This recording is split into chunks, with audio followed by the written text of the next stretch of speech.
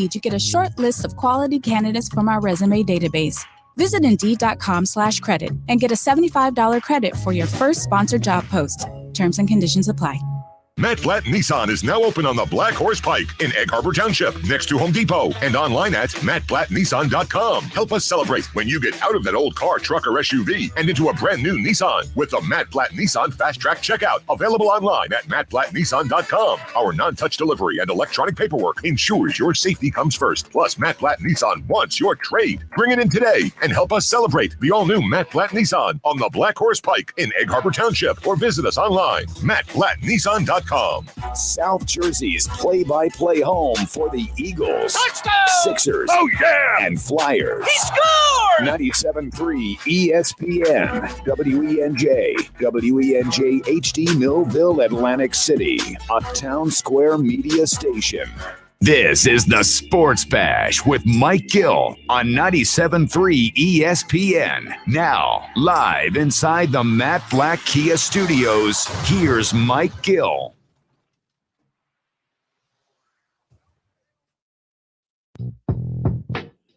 And a good Monday, everybody. Welcome inside the Matt Blatt Kia Studios. This is the Sports Bash live on 97.3 ESPN. I'm your host, Mike Gill. Josh Henning producing today's show. You out there, what's going on, everybody? Happy weekend. Good to be back on a Monday as we have so much going on. I love the fact that baseball is back. Got the Phillies on over my shoulder here. It looks so weird, though, down there in Clearwater, watching the game and the people sitting on the berm, and there's like a handful of people just scattered out all over the grass out there. Just weird, but good to be back. Speaking of fans being back, I got some news on how you can possibly go see the Sixers and the Phillies and the Flyers play, because the city of Philadelphia is following the lead of the state of Pennsylvania, and they will be having fans back at, I would imagine, right after the All-Star game, you could probably go to a Sixers game, if not sooner. I mean, the Sixers play on Wednesday night at home, and if I'm the Sixers, after not having a fan in the building for a year, I'm figuring out a way that I can get tickets made up and get people in that building on Wednesday night. I don't know if they will or not, if they can get it turned around that fast. I know the Flyers have like a 3-game road trip. They're in Pittsburgh the next 3 games. On Tuesday, Thursday, and Saturday, the Flyers are in Pittsburgh, so they don't have a home game this week. So the next time the Flyers play a home game, I would imagine they're going to have fans in the building. Not a lot, but fans, which is nice. Think about this. Like the fact that there might be like 25, maybe like 1,800 to 2,500 fans, somewhere in that range at a Sixers game and a Flyers game. I think the Phillies are going to be allowed to have around 8,000 fans, somewhere in the 8,000 range in April. And I would hope that maybe by April, May, June, that gets expanded. If we're still in this pattern by the time the Eagles come back, I think the number for Lincoln Financial Field is about 1,300, a little over that.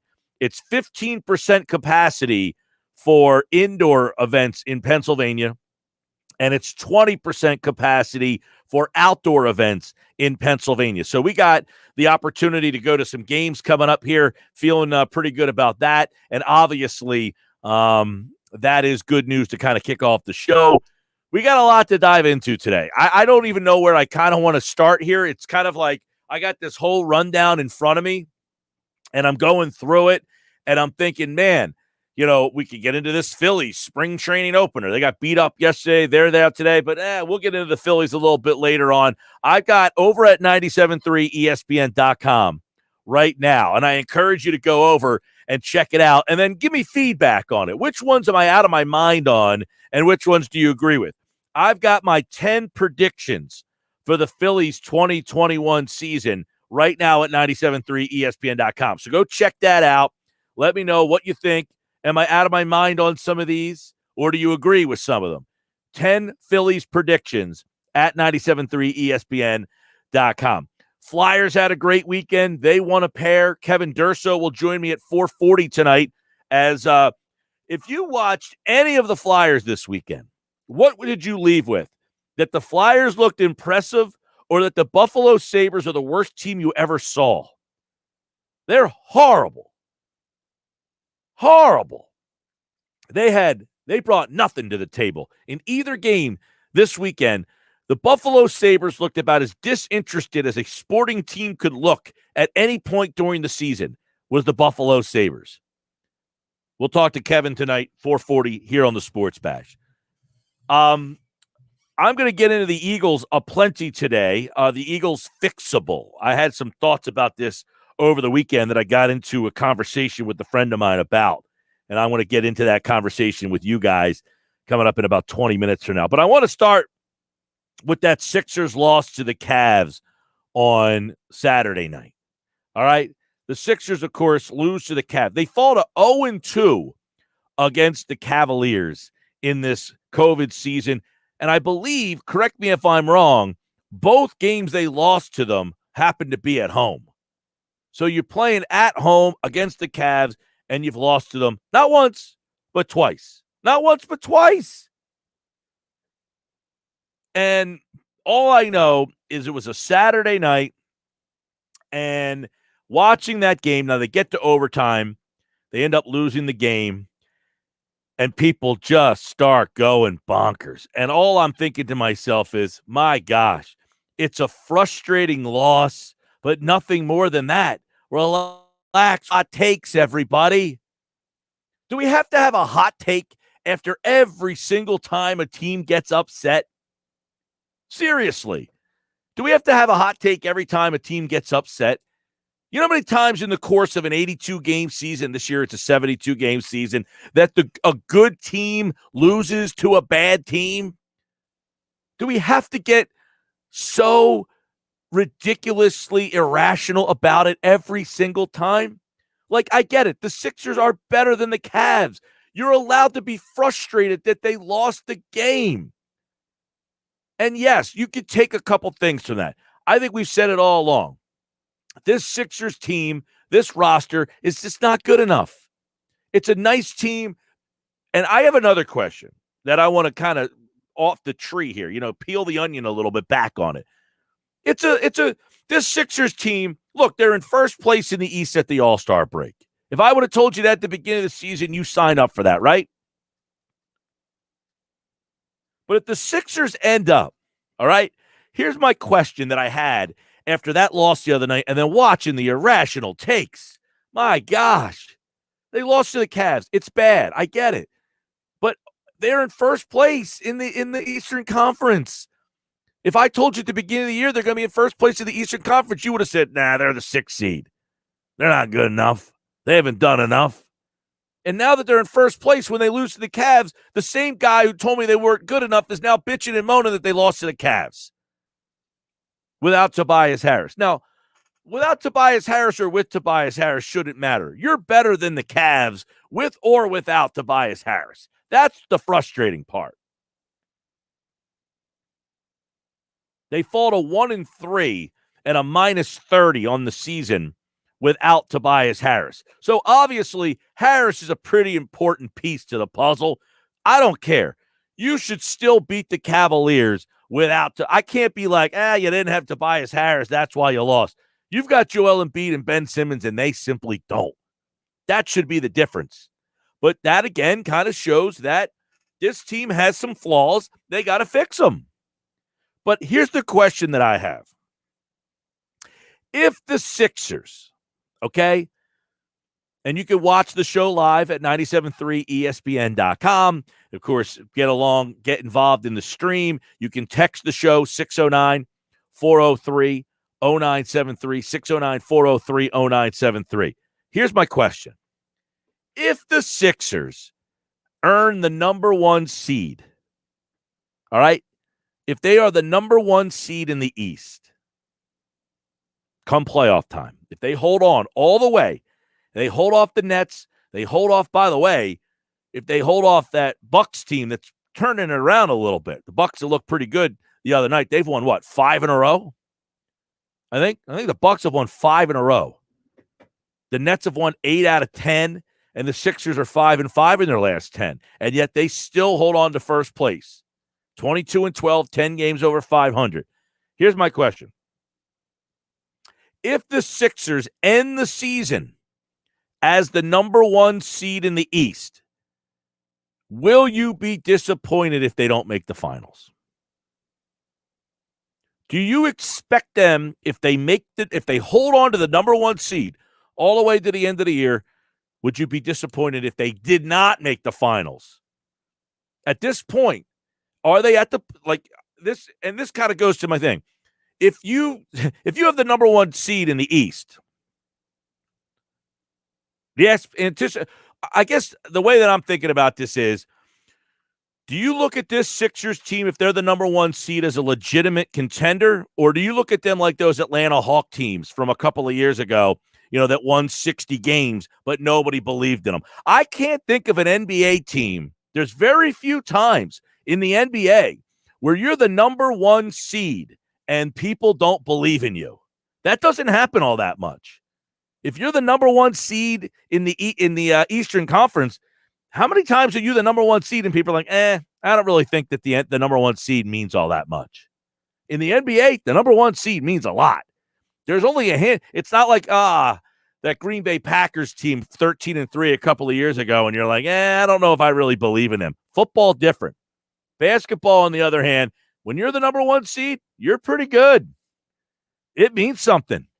The only team I can really think of that was a number 1 seed that you just didn't really believe that they were going to win the championship was that Atlanta Hawks team that had Al Horford and that group of guys. You knew that LeBron and the Cavs were better than them, but the Hawks just were going for them. And if you look at this, by the way, the Knicks in their last 10 games, they're 7-3. They're the 4 seed in the Eastern Conference right now. So there's a lot wrapped into this conversation. And when they lost that game to the Cavs the other night, all I kept thinking is they're just not going to buy into this team. Like, this kind of loss is the loss that sends the casual, irrational guy off of the bridge. He can't handle losing to a team that's just simply not good enough. I can understand being frustrated with the Sixers losing that game. 100% behind that. But that doesn't define who they really are. It just says, hey, they got to get better. Paul, good point. Those Raptors teams that had before Kawhi Leonard. Yeah, those Raptors teams, you're right. They were but were they the 1 seed? If they were, you're absolutely right. Because I don't know that people believed that those Raptors teams were going to win the Eastern Conference. So would you say if the Sixers won the East, that they would feel more like those Raptors teams or those Hawks teams? Or would they feel more like, hey, they're the favorite. You're the 1 seed in the East all season long. They would basically be going wire to wire here. Right? They would be going pretty much wire to wire. If they were able to win this Eastern Conference, the Sixers would have essentially, now they might go back and forth. They're only a half game up in the East right now. And look, we talked about where they are with that schedule. The schedule coming up in the second half of the season is brutal. But if they get through that schedule, you got to start thinking about this team a little differently. This is my point. If they get through this schedule in the second half and they end up as the number 1 seed in the East, I think you have to consider them the favorite in the East. Because if they're able to hold Brooklyn off this whole time, if they're able to hold off Milwaukee this whole time, I think it's a pretty good indication that this team's pretty good. Now, you lose a game to the Cavaliers, it doesn't help people believe in you. I get that. But it's like, look, you're going to lose a game here and there. You're going to win a game you didn't expect to win. You're going to lose a game you don't expect to lose. That happens over the course of a 72-game season this season. But look, they got these games. I would imagine that tonight, now you got big problems tonight possibly. Tobias Harris, I would imagine, is out tonight. He's listed as questionable. Joel Embiid is also listed as questionable tonight. Apparently, he tweaked his ankle in the game Saturday and ended up scoring 42 points with the tweaked ankle. And then after the game was over, apparently the ankle got a little swollen. So they might not have Harris or Embiid tonight. We'll talk to Paul Hudrick, our Sixers insider, today at 3:20. And then Kevin McCormick tonight at 6:20. We'll have all the latest with Josh on game night. So here's the situation in my mind. The way that I'm kind of, computing this and thinking this. It's one thing to lose to the Cavs. All right, that is frustrating. But at the end of the day, if you're the number one seed in the East, okay? If you're the number one seed in the East at the end of the season, does that make you believe that this team, now I think they're going to make a trade. I think they're going to add some pieces. I wouldn't be surprised if they make a trade and add pieces in the buyout market. Here's a couple things that I took from the game the other night, all right? This is what I took from that game. I don't want to get irrational. I just want to make observations from the loss. And my observation from the loss, I'm frustrated that you lose a game to the Cleveland Cavaliers at home. Here's a couple things I took from that game. One, guys like Colin Sexton are the kind of guys that give the Sixers problems. We see it a lot with those quick point guards. De'Aaron Fox is a problem. These undersized guards who are very quick. The Sixers really don't have an on-the-ball defender that can handle a guy with that kind of explosion. There's a difference between trying to defend a guy like Allen Iverson, who's just absolutely electric, small and quick. You could have a great defensive player, but Iverson is so fast and explosive that great defensive player, a guy like Ben Simmons, just doesn't have the foot speed. He has the length and the size, but Sexton's a pretty good player, by the way. He's not a stiff. I mean, he's a first-round pick. He's averaging about 25 a game. This isn't a stiff, Colin Sexton. And he is a matchup problem for the Sixers. And Garland, his buddy over there, who also is a player. Darius Garland is another guy. 6'1", he's small and he's explosive. He averages – these guys can score. And you put him in a game against a Sixers team that just simply does not have the foot speed to defend that position. That's one observation, is they need a on-ball defender. It doesn't have to be every night of the week, but they have to have somebody that they can turn to in games like that. You remember when the Brooklyn Nets were a bad basketball team the last couple years, and they were kind of building themselves up, and then they made the playoffs. Dinwiddie, guys like that, Karis LeVert. The Sixers had all sorts of problems handling the smaller guards out on the perimeter because their point guard is Ben Simmons, and Simmons is a guy who's great on the ball unless he's a guy defending a guy who's got really good foot speed and can get past you. And that's what you saw with Sexton. He was phenomenal on Saturday night. I was highly impressed with what he brought. Aggressive. He shot the ball like 30 times. And Garland. Garland shot 24 shots and Sexton shot 27 shots. It was an impressive game plan by the Cavs. So that's one of the takeaways that I took.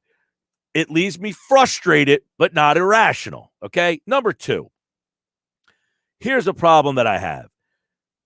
Now, Tobias Harris not being there is factored into this, but Shake Milton, the more that you look at this, they need a better option off the bench. This isn't to knock Shake Milton, but if I'm going into a playoff series, all right, and let's say I'm stuck playing the Miami Heat, all right, the Sixers are the 2 seed, and in the first round, they're the 7 seed, because right now, not that means this is where we're going to be, but, the Heat have struggled.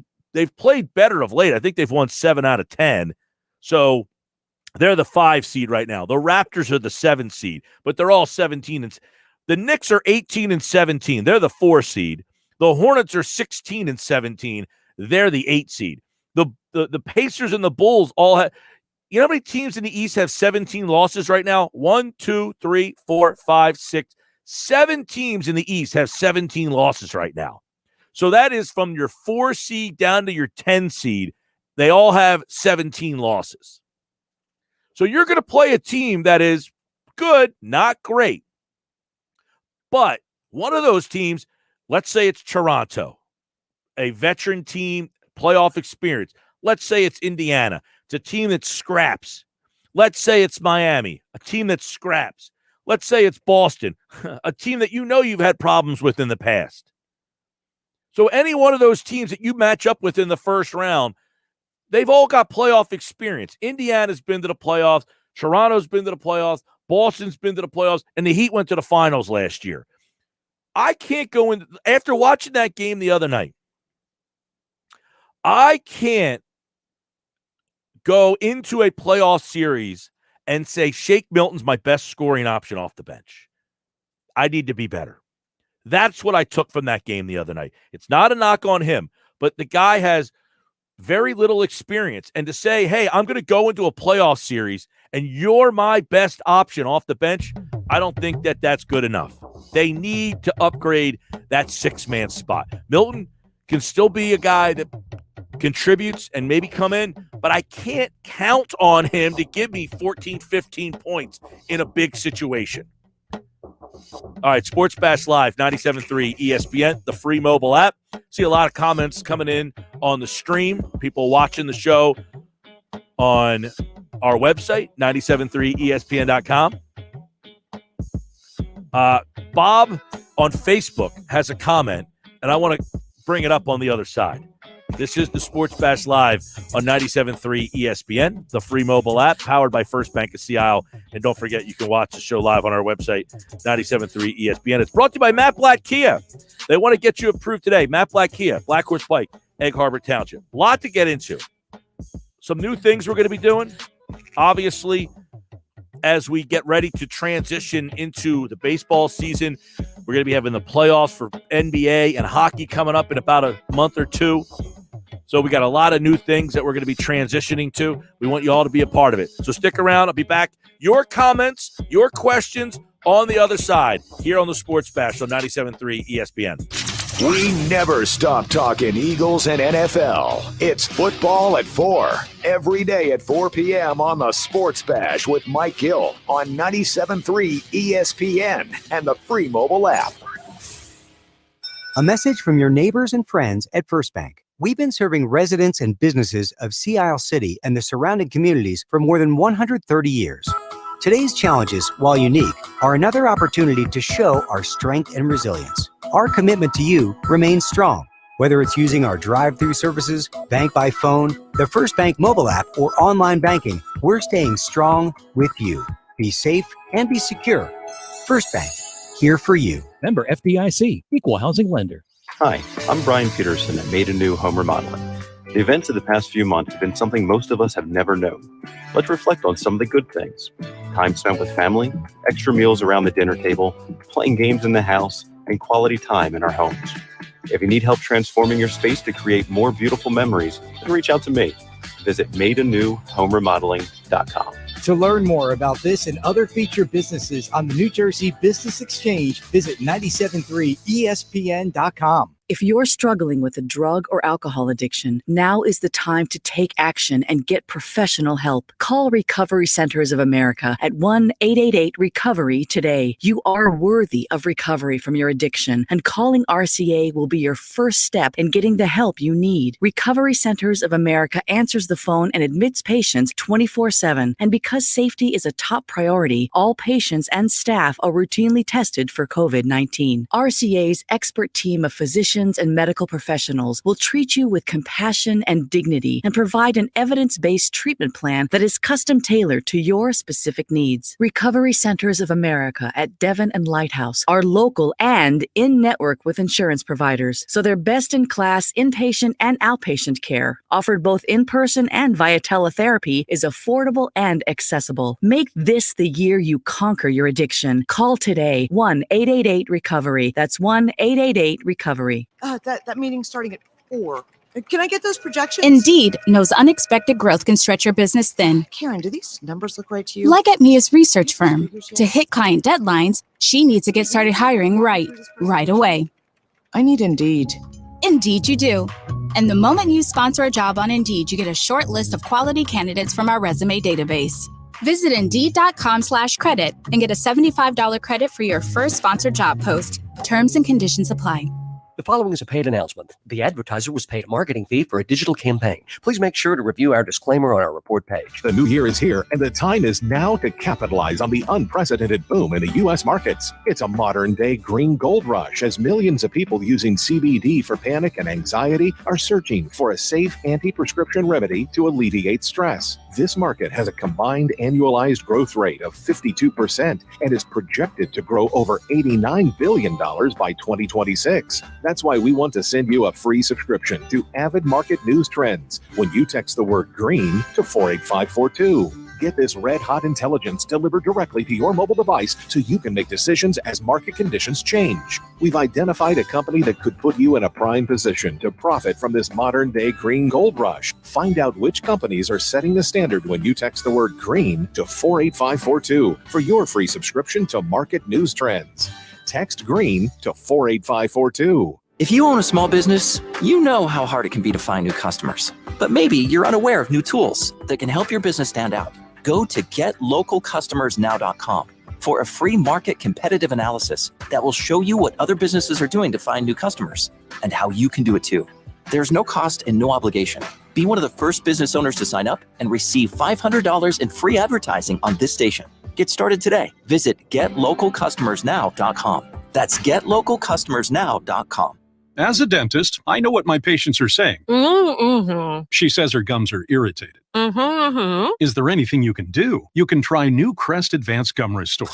It detoxifies below the gum line to restore your gums back to health in just 7 days. You can watch the Sports Bash live now on Facebook, YouTube, and Twitter. Search 97.3 ESPN or visit our website, 973ESPN.com.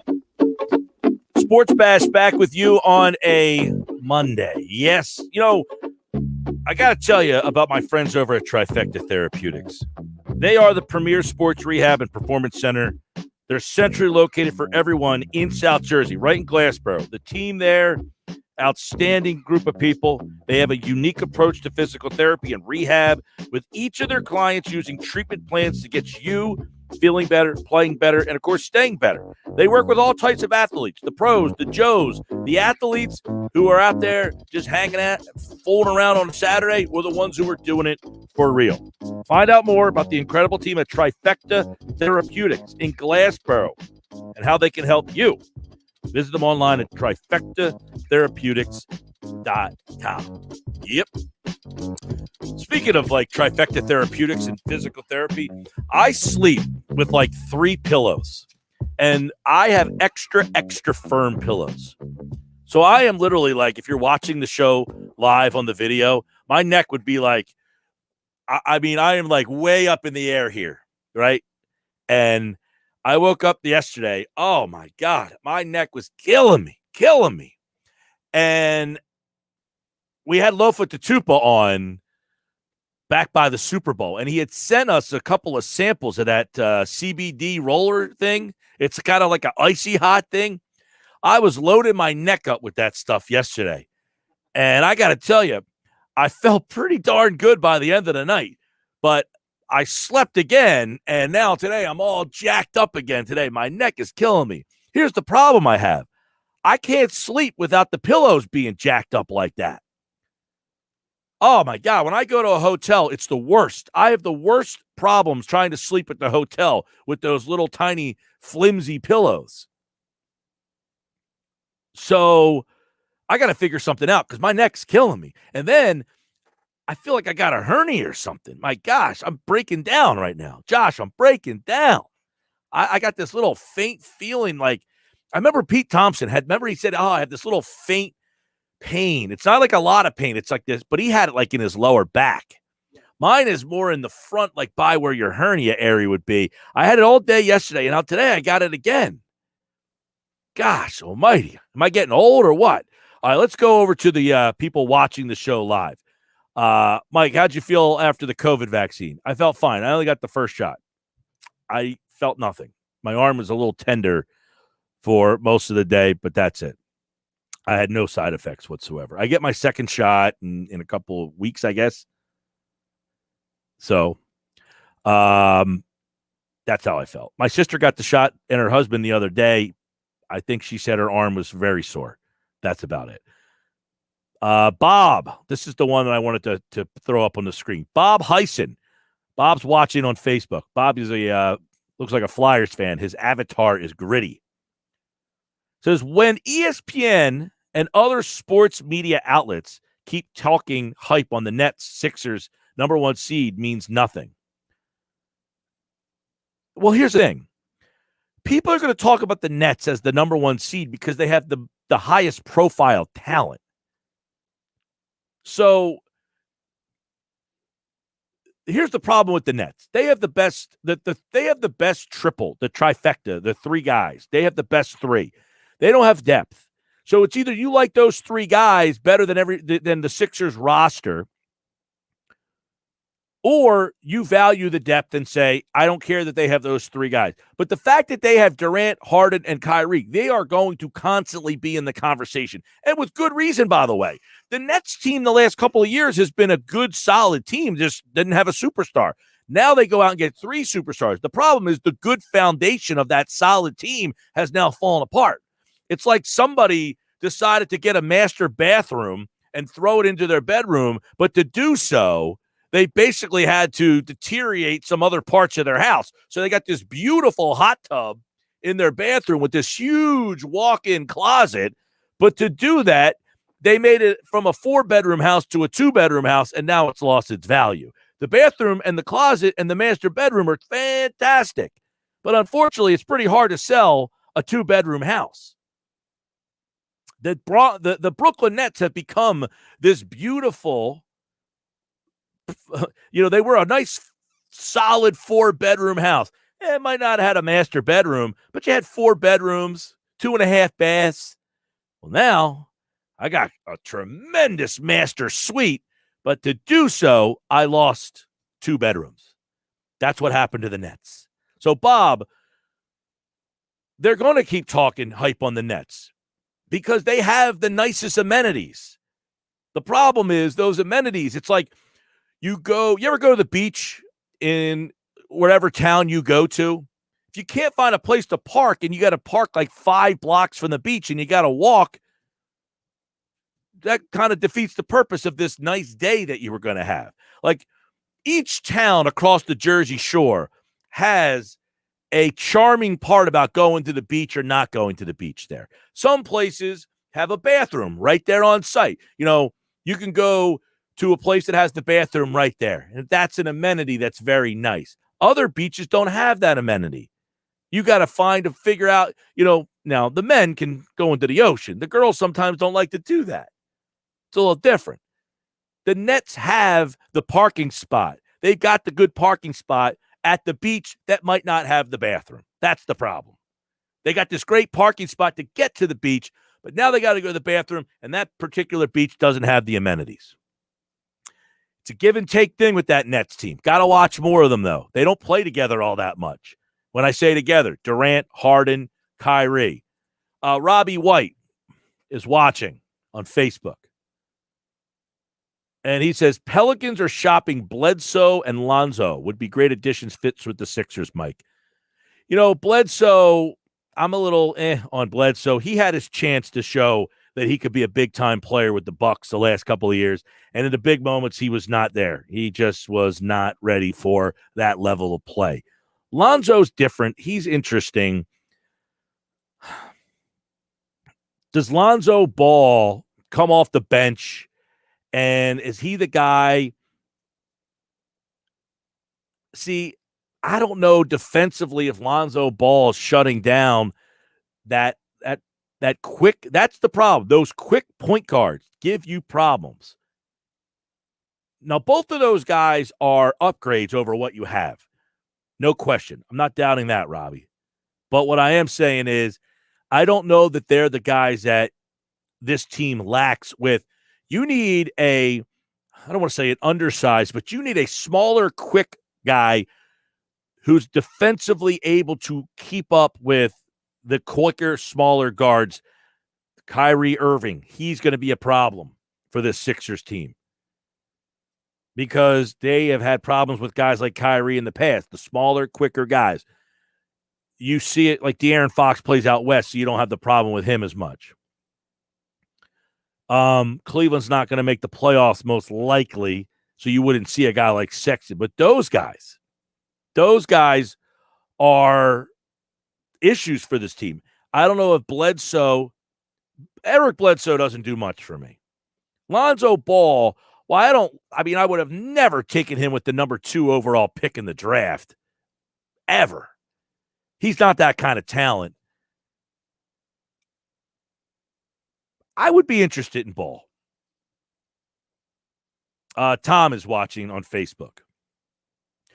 Mike, I have to blame Doc Rivers for that loss to the Cavs. He left Curry out there to throw up shots when he was playing like trash. Well, here's the problem, Tom. Yes and no. When you have a shooters shoot. You got to shoot through the good and shoot through the bad. You can't say, well, tonight I'm 0 for 8, so I'm just going to stop shooting. You have to shoot yourself out of the 0 for 8. And without Tobias Harris, they're limited. Who am I going to? Who am I going to in that situation? Korkmaz didn't shoot the ball well. Maxey, not a shooter. Milton wasn't playing all that well. I mean, someone's got to play. Curry had a horrible night. 1 for 13. And we talk about this all the time. I know people don't like it to be this simple. Sixers lost by 3. They hit 10 threes. Not good enough. Now, on the flip side, Cavaliers only hit 8. So you could say, well, the Sixers hit more and they shot 4 more. But you had one guy shoot 1 for 7, who typically is your guy. He had 4 points. And look, that game is kind of an anomaly again. You don't have Tobias Harris. It's kind of hard to bring down. How about the irony in that game, by the way? The irony in that game the other night is that Ben Simmons hits a 3-point shot as the bad beat of the weekend. You can't make that up. Nadir's watching on YouTube. Curry was a bench guy. Why is he suddenly treated like a superstar? Greetings from Sweden. He's not treated like a superstar, but he is a floor spacer for the other 2 guys, Simmons and Embiid, something they never had. The reason they like Curry on this roster is because this roster's never had a guy that can catch and shoot a 3. Pompey wrote a story about how he had COVID, Curry, and his numbers post-COVID have been way down. You know, there's some of the people who have COVID and they do not come right back. Believe it or not, this COVID is still something that bothers people. I know we all want to try to think we're past it, and you know a lot of people who had it and they're past it. I know a lot of people who have had it and have struggled. I know people who have had it 6 months ago and still are having problems breathing. Curry's numbers are down significantly post-COVID. Sports Bash Live, 97.3, ESPN, the free mobile app. Hey, when we come back, are the Eagles fixable? I've been saying all along, I think so. I've got a couple of ways to do it immediately. Coming up next on the Sports Bash Live on 97.3 ESPN, the free mobile app, and watch the show live at 973ESPN.com. It's Sixers basketball tonight on 97.3 ESPN with the voice of the 76ers, Tom McGinnis, calling all the exciting play-by-play action. Harris throws it away. Simmons with a steal. Simmons down the lane. Oh, yeah. Right down Broad Street with a 2-hand jam. The Sixers are in Indiana to face the Pacers tonight. Coverage begins at 7 p.m. Philadelphia 76ers basketball on your radio home of the Sixers in South Jersey, 97.3 ESPN. Trust Jenkins Plumbing, Heating, and Air Conditioning. Homeowners, no need to call the drain guy, the heater guy, or the plumbing guy. Call Jenkins. One call does it all. Jenkins technicians are trained to do it all, so you only have to call one number, 609-641-6262. Jenkins & Sons has been on the job since 1949. for new heating and air installation, service and maintenance, ductless air conditioning systems, water heaters, boilers, oil service, plumbing, and drain cleaning services. One call does it all. Call 609-641-6262 or visit jenkinsandsons.com. That's 609-641-6262 or jenkinsandsons.com.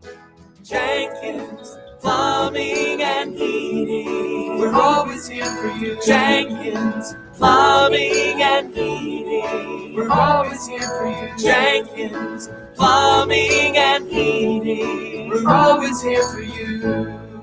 Hey guys, are you afraid of taking off your shirt in public? Don't be embarrassed. Just say, I love Lyle back instead with male breast reduction. Many men develop a fullness in their chest as boys that persists and even worsens as they get older. This condition is called gynecomastia, and with simple liposuction, most cases can be effectively treated. Call 856-MAKEOVER today to schedule your private consultation with Dr. Lyle and Back. That's 856-MAKEOVER or visit ilovelyle.back.com. That meeting's starting at 4. Can I get those projections? Indeed knows unexpected growth can stretch your business thin. Karen, do these numbers look right to you? Like at Mia's research firm. To hit client deadlines, she needs to get started hiring right away. I need Indeed. Indeed you do. And the moment you sponsor a job on Indeed, you get a short list of quality candidates from our resume database. Visit Indeed.com/credit and get a $75 credit for your first sponsored job post. Terms and conditions apply.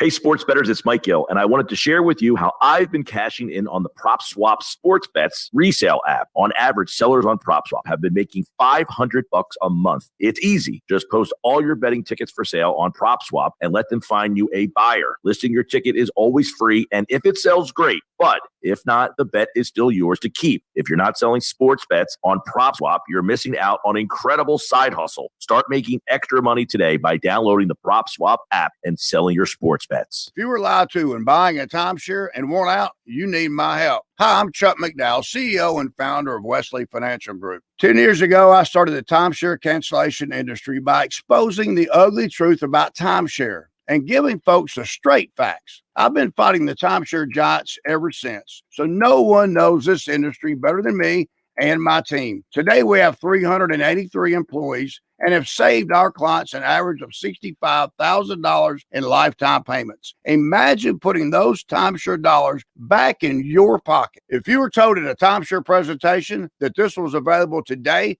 and today only, that timeshare was a great investment, or your maintenance fees will never go up, call my office now. I guarantee if we take you as a client, we will cancel your timeshare or you'll pay nothing. Call now for your free information kit. 800-791-0000. 800-791-0000. 800-791-0000. Now, back to the Sports Bash on 97.3 ESPN. At 2:42 here on the Sports Bash 97.3 ESPN, the free mobile app, which you can get on our website, 973ESPN.com. You can also watch the show there on our website, 973ESPN.com. If you are a bar or a restaurant, you can put the show live in your bar or restaurant through YouTube. You can stream it through Facebook, YouTube, Twitter, and you can stream it up to your television in your bar or restaurant or at your home on your phone. It's a great way to get involved in the show. A lot of people have been doing so, and we appreciate that. It's funny, I want to put Tommy's comment back on the screen. I have to blame Doc for that loss. I immediately after the game, a lot of people get on me because they thought I was like a Brett Brown guy. And all I ever said about Brett Brown was, I don't think the NBA coach is the reason why teams win and lose games for the most part. They may some nights, but you don't lose because you're coach in the NBA. It's players' league. It's a league that basically the star players win games. The coach has I give the coaches a lot of credit, and particularly this staff, for what they do non-game days. And I think this Sixers team has a much better staff from Doc all the way down. I think they're more prepared. I think they're a better team. But on game day, I love when people I saw somebody tweet this was a very Brett Brown type of game. Well, yeah, because it's a lot of the same players. the coach isn't going to make it look all that different. Speaking of which, like Brad Stevens, I got a story about Brad Stevens coming up that you're going to want to stick around for at 3:40 today. But, he's a great coach, but a lot of people think he should be on the hot seat out there. You can only do so much when you're the coach. We've gone through all that. But, I say after the game, hey, it's a frustrating loss, but no reason for the hot takes. And it's nothing more than that. Just kind of relax with everything. And, you got the Brett Brown trolls that love to come after me. And I still don't understand their points most of the time. Like, these are the same people now. All right, it's a frustrating loss. I said, was it the coach's fault? Saturday night?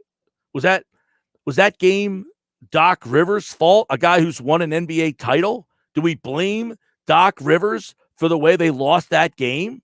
The way that we would blame Brett Brown if they lost a game to the Cleveland Cavaliers at home? Now, I know being at home without the fans is a little different, but do we not want to blame Doc Rivers because it doesn't fit our narrative of that it was all Brett Brown's fault? Or is it really wasn't all Brett Brown's fault? Are we starting to see that clear? I'd like to see the dynamic there for the people out there who didn't like Brett. And I don't want to make this about Brett, Doc. I like Doc. It was time for Brett to go. 100%. I have no problem with Brett Brown not being here anymore. My point all along was you're going to lose games like this, and it's not the coach's fault. Brett Brown lost games to the Cavs. He beat the Warriors. He lost games to the Bulls. They beat the Lakers. They lost games to the Pistons, and they beat the Clippers. So for every game that was a bad loss they had, they snuck in a win that they probably shouldn't have had somewhere else. So the coach that we want to complain about all the time really doesn't have a whole big hand in an 82-game season. It's like, so I want to know the narrative of the person who hated Brett Brown and thought he was the biggest problem, why they lost the game on Saturday night. That's what I would like to hear from. That's the guy that I would want to hear from. 609-403-0973 is the text board. 609-403-0973. Hit me up on the text board. And I would love to hear that from that guy. Like, I hated Brett Brown guy. He was the problem. And then they lose to the Cavs. They've lost to the Cavs twice, by the way, this year. Okay? Who gets the blame for that? Who do you blame for the Sixers losing to a team that is clearly inferior? Do we not want to blame Doc Rivers because that would then blow up your whole narrative that it's the coach? Or it would be agreeing with me when I say, look, the NBA coach has a role, but it's not like I would leave games and saying, yeah, they lost the game, but the coach wasn't the number one reason. He has a hand in it. He has a factor. I'm not saying he has 0%. Coaching has some relevance. It's not number one. You saw it Saturday night. Doc Rivers is a solid NBA coach. I'm not saying he's the coach of the year. I'm not saying he might be the coach of the year, by the way. Although Tom Thibodeau, I think, would have something to say about that right now. But seriously, for the Sixers to go from the 6th seed to where they are right now as the 1 seed, Doc Rivers would probably be under consideration. I don't know that I'm going to buy that ticket and then sell it at Prop Swap. But, I mean, you could. He'd be in the – look, if the Sixers win the East, let's say they hold off the Nets and win the East. There's a good argument to make that Doc Rivers could be the coach of the year. I would think if the Knicks can hold on, they're a 4 seed right now. I don't know that that's going to continue. I would think your coach of the year candidates have got to be Doc Rivers, Tom Thibodeau, Quinn Snyder of the Jazz, Monty Williams, I would guess, with the Suns, right? The Suns are playing really good ball right now. They would be the teams. So it's not – I'm just intrigued by this whole – when I say Saturday night, was it the coach's fault that they lost the game to the Cavs? Whose fault was it? And there's a guy who's watching the show says, I blame Doc Rivers. Okay, some nights you blame the coach, but in an 82-game season, the team doesn't lose because the coach. But was Saturday night a game that they lost because of the coach? That's what I'm intrigued by. 609-403-0973. 609-403-0973. Hit me up on that. Let me know what you think. If you're watching the show, you can hit me up. So I say, was it the coach's fault? This is to a perpetual Brett Brown hater, okay? The guy hates him, comes after me all the time. I feel sorry for the guy that he literally at 11 o'clock on a Saturday, like he's waiting for me to tweet so that he can respond to me. I'm like, this is your life, waiting for me to tweet at 10:15 on Saturday night about the coach. And the response is, no, it's the great roster that your new GM built. So now it's the new GM's fault. Before it was Brett Brown's fault. Now it's Daryl Morey's fault that this team isn't good enough. I mean, could you be less educated about this team at this point? No one thinks that this is a championship roster right now. Come on. Chris is watching on Facebook. He says, in the NBA, I feel the players in leadership positions have a level of responsibility for how people come out and play. Players have bad games, though. Chris, 100%. It's a players' league. The players set the tone. If you have star players, the coach isn't walking in and telling Michael Jordan how to conduct his business. Michael Jordan sets the tone on that team. The coach tell LeBron James how to set the tone. LeBron James sets the tone of the locker room. If you have a team that doesn't have a player that can set the tone, that's when the coach becomes a little bit more important and has to do it. And you can make an argument the Sixers haven't had that guy because they're very young. And I will certainly agree with the fact that I think Brett could have done a better job disciplining these guys and getting them to that point. But you're dealing. So I said this over the years that the Sixers were in a weird spot. The Sixers were one of the very few teams in basketball where their best players were also their youngest two players. You don't have a team too often that's a 50-win team and the best players are their youngest two players. How many teams are the best players their youngest players and are winning 50 games? That doesn't happen too often. You get a team that's got young, good talent on it, they're usually not very good. The difference with the Sixers was their young players were so good that they won 50 games. The problem was in bigger games, they weren't ready to win those games. But most of the time, when you get young players on your roster, look at the Cavaliers. Sexton's tremendous player, but they're not ready to win. That roster stinks. Garland's all right. I wouldn't say he's tremendous. He's, 16 points a game. I don't know if he's scoring 16 on a good team. But you put two young players on a team like that, they're not winning 50 games. So after the fact of this, the Sixers lost that game Saturday night, not because of Doc Rivers, by the way, as the message suggested, because simply it's a 72-game marathon that you're going to lose a game like that. You combine, it's Saturday night against a bad team. You don't have Tobias Harris. It just was a bad night for them. Bad shooting night. As the message said, Chris, players have bad games. Seth Curry shot 1 for 13. I mean, they lost by 3. He makes 2 of those shots and goes 3 for 13. They win that game. I'm not going to sit here and say it's Doc Rivers' fault for not pulling him out of the game. It's one of their guys, and he's important to the other guys. He's important for Joel Embiid to score 42. Why? Because Joel Embiid gets more room to roam because Curry's out there. Murphy Brown, bench Green for Matisse. I don't know that that's out of the question. I think you might see it happen at some point. But I think they like Green's veteran spacing for the offense. We talked about this with Hudrick. We could bring it back up at 320. Green's very good at off the ball when he doesn't have the ball in his hand. Opposite ball, clearing out more, not clogging lanes. He's a good floor spacer. There's a difference, though, between being a good floor spacer because you can shoot it, and also being a good floor spacer because you give more room because you have a good idea of where you are on the floor. All right, some more text messages. I think we have to put just as much blame on Elton Brand as we do Brett Brown. It's not Brown's fault that he had to play Al Horford and Josh Richardson. Well, that's obvious. I mean, that there is a guy who obviously knows what he's talking about. Thank God there's some people out there that have that kind of opinion. Yeah, the roster construction was awful. I mean, if you had Brett Brown coaching this team, they'd probably be in the same spot. I'm not saying they might be 2 games better or 2 games worse. I don't know. You give Brett's offense, the offense that he liked to run, shooting threes, high volume of threes, they probably, with Seth Curry and Green and, you know.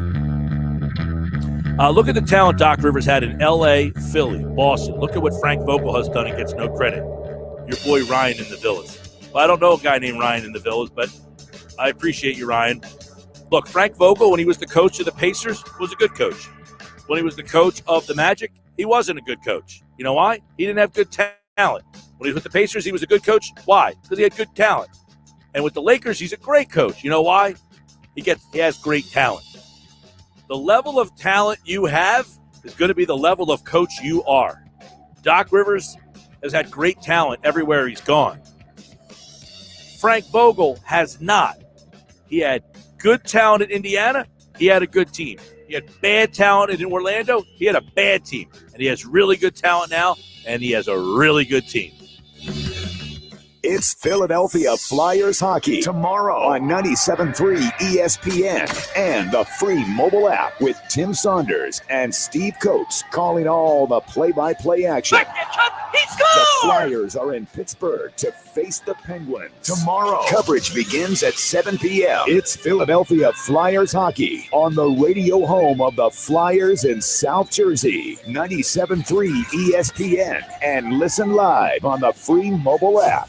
So you walk into your favorite store, go to the razor section, and it hits you. So many options. How do you choose? 8-blade, 10-blade, or 50-blade razor that requires 2 hands to operate? Dollar Shave Club, which is now at a store near you, has got your back. They have a premium 6-blade cartridge designed for daily shavers with short hair and a 4-blade cartridge for less frequent shavers with longer hair. The blades are spaced out a little more for easy rinsing because more blades isn't always better. Are you still confused? Well, I told you Dollar Shave Club's got you, and they do. DSC put both cartridges in one new starter box so you can test drive both. You might even like both. You might have to shave your face every day or your head every few days, or maybe once a week you have to shave your shoulders before your girlfriend starts calling you a bear.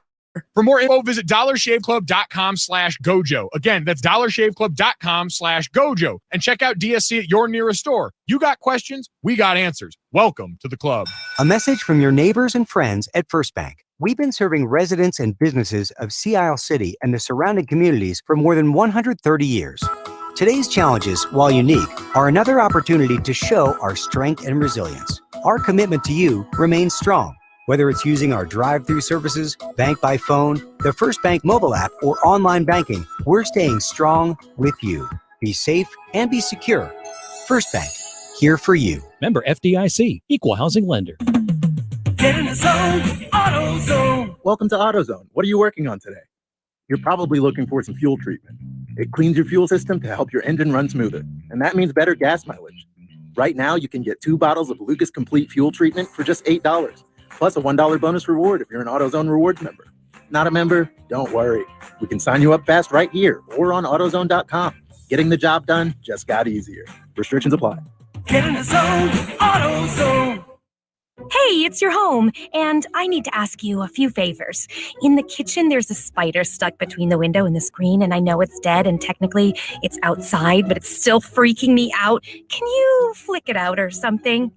Also, just to save some money, and it's super easy, could you bundle your home and car insurance with Geico? Last thing, could you take the holiday decorations down? Yeah, I'm one of those. Geico. For bundling made easy, go to geico.com today. This month, let me offer you some presidential advice. Leave me, I mean your dollar, in your wallet when you get 0% APR financing from Matt Blatt Kia. Matt Blatt Kia wants to get you out of that old car you hate. Come in today or visit us online and get the credit you deserve. 0% APR financing available for up to 60 months on new 2021 Kia Sportage, K5, and Forte models. Or take $4,000 off MSRP on new 2020 Kia Niros in stock. Plus Matt Blatt Kia in Toms River and Egg Harbor Township wants your trade, even if you owe thousands more than it's worth. Don't forget, you can't make a mistake with our 4-day love it or leave it return policy. It's gotta be a Matt Blatt Kia. Offers for Tier 1 and 2 credit for Kia Motors finance. Not all will qualify. 0% based on 1516 for 1,000 cars. 4,000 all 2020 euros with 2,500 Kia Motors factory rebate dealer. 1,500 Matt Blatt Kia discount. Go to mattblattkianj.com for complete details. Expires 3/4/2021. Matt Blatt Kia, 6211 Black Horse Pike, Egg Harbor Township. And now on Route 37 in Toms River. The best teams start with great talent, but finding the right people can be a challenge. When it comes to hiring for your business, ZipRecruiter can help you find the right candidates for your team fast. When you post a job on ZipRecruiter, it gets sent to over 100 top job sites with one click. And it's so effective that 4 out of 5 employers who post on ZipRecruiter get a quality candidate within the very first day. And right now, to try ZipRecruiter for free, go to ZipRecruiter.com/max. That's ZipRecruiter.com/max. ZipRecruiter, the smartest way to hire. What do you get when you talk to a Dell Technologies advisor? You get someone who understands there's an art to listening. Who's able to hear more than what's being said and can provide tailored small business solutions that make you feel truly heard. I understand. Let's get started. For advice on everything from laptops to the cloud and solutions powered by Intel vPro platform, call an advisor today at 877-ASK-DELL. Home of the Eagles, Sixers, and Flyers. WENJ, WENJ-HD, Millville, Atlantic City, 97.3 ESPN. This is the Sports Bash with Mike Gill on 97.3 ESPN. Now, live inside the Matt Blatt Kia Studios, here's Mike Gill. Yeah, hour 2 of the Sports Bash live on 97.3 ESPN, the free mobile app. And don't forget, you can watch the show live on our website, 973ESPN.com. You can get all the latest Sixers, Eagles, Phillies, Flyers information on our website, 973ESPN.com. Kevin Durso has 5 takeaways from the Flyers weekend. And right now at 973ESPN.com, I've got my 10 Phillies predictions for the 2021 season. So we're going to break that out for you guys right now because this Phillies team, I'm starting to kind of get intrigued by at least. Anybody else intrigued at least by the Phillies? They got bombed yesterday. Ivan Nova didn't put his best foot forward. Phillies are playing today. It's 4-4 in the 6th down in Clearwater. Give me, if you're listening on the radio, text in a Phillies prediction. If you're watching the stream at 973ESPN.com, text me or put a comment in the comments section, a Phillies prediction. All right? Give me a Phillies prediction for the 2021 season. That's what I got my 10. So give me a Phillies prediction for the 2021 season. All right? And I will read them off throughout the rest of this segment here. So give me a Phillies prediction for the 2021 season. These are 10 predictions that I came up with for this season. Now, they opened the season yesterday.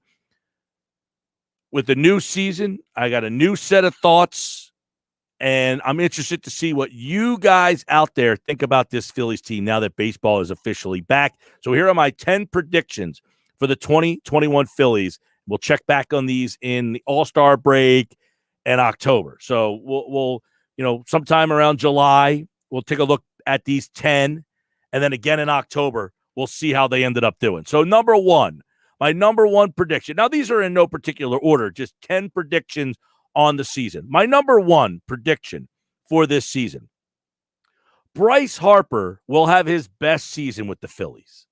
Now, that might sound crazy considering he hit 35 home runs his first season, second best home run total of his career. But don't be surprised if Harper hits 40 or more home runs. And here's my reason. JT Realmuto, Alec Boehm, they got a very good lineup around him, 162 games. I think he's primed for his best year with the Phillies. So number one, Bryce Harper will have his best season with the Phillies. And I'll tell you this, I thought Harper was having a solid year last year in that 60-game season. I think he ended up with like 13 home runs.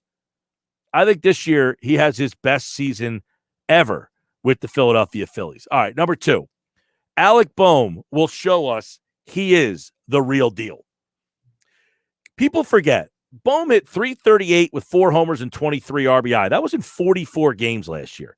Don't be surprised now if that .338 comes down, but the power numbers go up. I'm expecting, I'm going to say 288, 27 homers, 87 RBI type of year for Alec Boehm this year.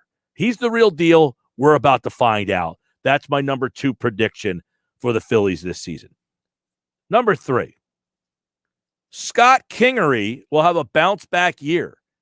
People might be saying, what? Yeah, Kingery had COVID last year. This is a guy they gave a lot of money to.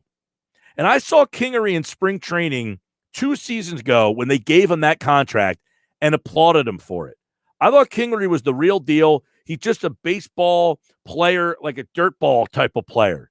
He's a baseball player. You could throw him anywhere on the field. He's not a, hey, I have to play this position. No, he's just a baseball player. I'll play second, I'll play short, I'll play third, I'll play center. He gets it. And I think that you will see Kingery in the lineup probably about 4 or 5 times a week. And he will get a lot of time playing some second base, playing some third, playing some short. He'll fill in center field.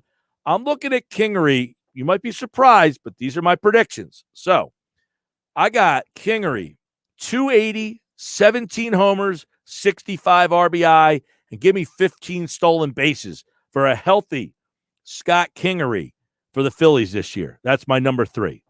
All right, over to number 4. Now, this isn't bold by any stretch of the imagination, but it's there. The bullpen will be significantly better in 2021 than the historically bad bullpen of the 2020 season. Look, relief pitchers are always unpredictable, but the Phillies have added some new arms, which should help, and there is no possible way that this group can go through another year like last year. It's just impossible. Can't do it. Archie Bradley, Hector Neris, Brandon Kintzler, they will battle for the closing role. Tony Watson, Sam Coonrod, they have some veteran arms this season. And all of those arms give the bullpen more depth, but none of them will be the most dependable pitcher in the bullpen. That's my number 5. The best pitcher in the Phillies bullpen this year will be Connor Brogdon. 26 years old. I thought he settled into the role last year. He came up, had a tough time. They sent him down. Then they brought him back. And in the late months of the season, 17 strikeouts in 11 innings. But here's the number that really sticks out to me that says this guy's got something. 0.88 whip. If he can follow that up, he's the most valuable arm in that bullpen. I think you could see Brogdon being a guy pitching in the 7th, 8th inning. I don't know if he's ready to close out games. I wouldn't be surprised. I mean, they don't have a clear-cut closer on this team. But Brogdon has the stuff to do it.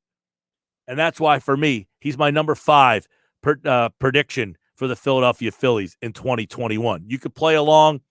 Send me a text, 609-403-0973. Give me a prediction for this Phillies team this season, 609-403-0973. Robbie wants to know how many games are they playing. Well, they're playing 162 games. And they're playing spring training games right now. The season's, hey, they just announced today that fans are going to be back at Citizens Bank Park. You're going to get fans. The season is going to have a feeling of some sort of normalcy, way more than last year. That's for sure. By the way, the over-under for wins for the Phillies, I think, was 81.5. So there you go. That's the number of wins. So give me a Phillies prediction for the 2021 season. All right, they're my first 5. Here's my number 6. I don't know that I even like this one, but these are my predictions. Adam Hastley and Scott Kingery might be the center fielders for now with Roman Quinn, but Odubel Herrera will replace one of them or both of them by the All-Star break. Remember, Herrera is a non-roster invitee, but they are still paying him a lot of money. He's a former All-Star, and I think he'll probably end up winning this job. And while the team might not want to hand it to him, if he makes the 25-man roster and Hastley, Kingery, and Quinn struggle, Girardi can turn to a former All-Star in Odubel Herrera. And my prediction is that's what's going to end up happening. You're going to see Herrera get a lot of time in center field. Now, I will say this. Hastley led the game off yesterday with a home run opposite field, which was a good sign to start things off. I'm not a big fan of having Herrera on this roster, but if he's there, I think they're going to be compelled to play him. So that's my number 6 prediction for this season. Number 7. Now, this one I would put in the more bold prediction category. All right? This would feel more bold prediction.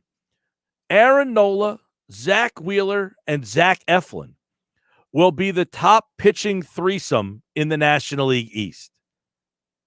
How about that? Now, Wheeler was excellent last year, and I expect Nola to have another big season. Eflin's the wild card. But the feeling from me is that Eflin will have a solid year. Now, this division is filled with solid pitching. The Braves have Anderson, Morton, Max Fried. The Mets have DeGrom, Carrasco, Marcus Stroman. If Syndergaard's healthy, they got a pretty damn good rotation there.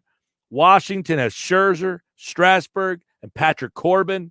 And then Miami has its young core with Sanchez, Alcantara, Pablo Lopez.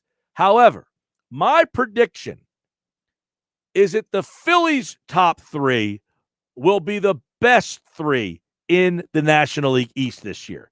Now, that one would probably be more on the bold side. That's how I feel. Number 8. Now, this one, I don't want to say is bold, but there's a lot of variables here. But let's throw it your way. See what you guys think.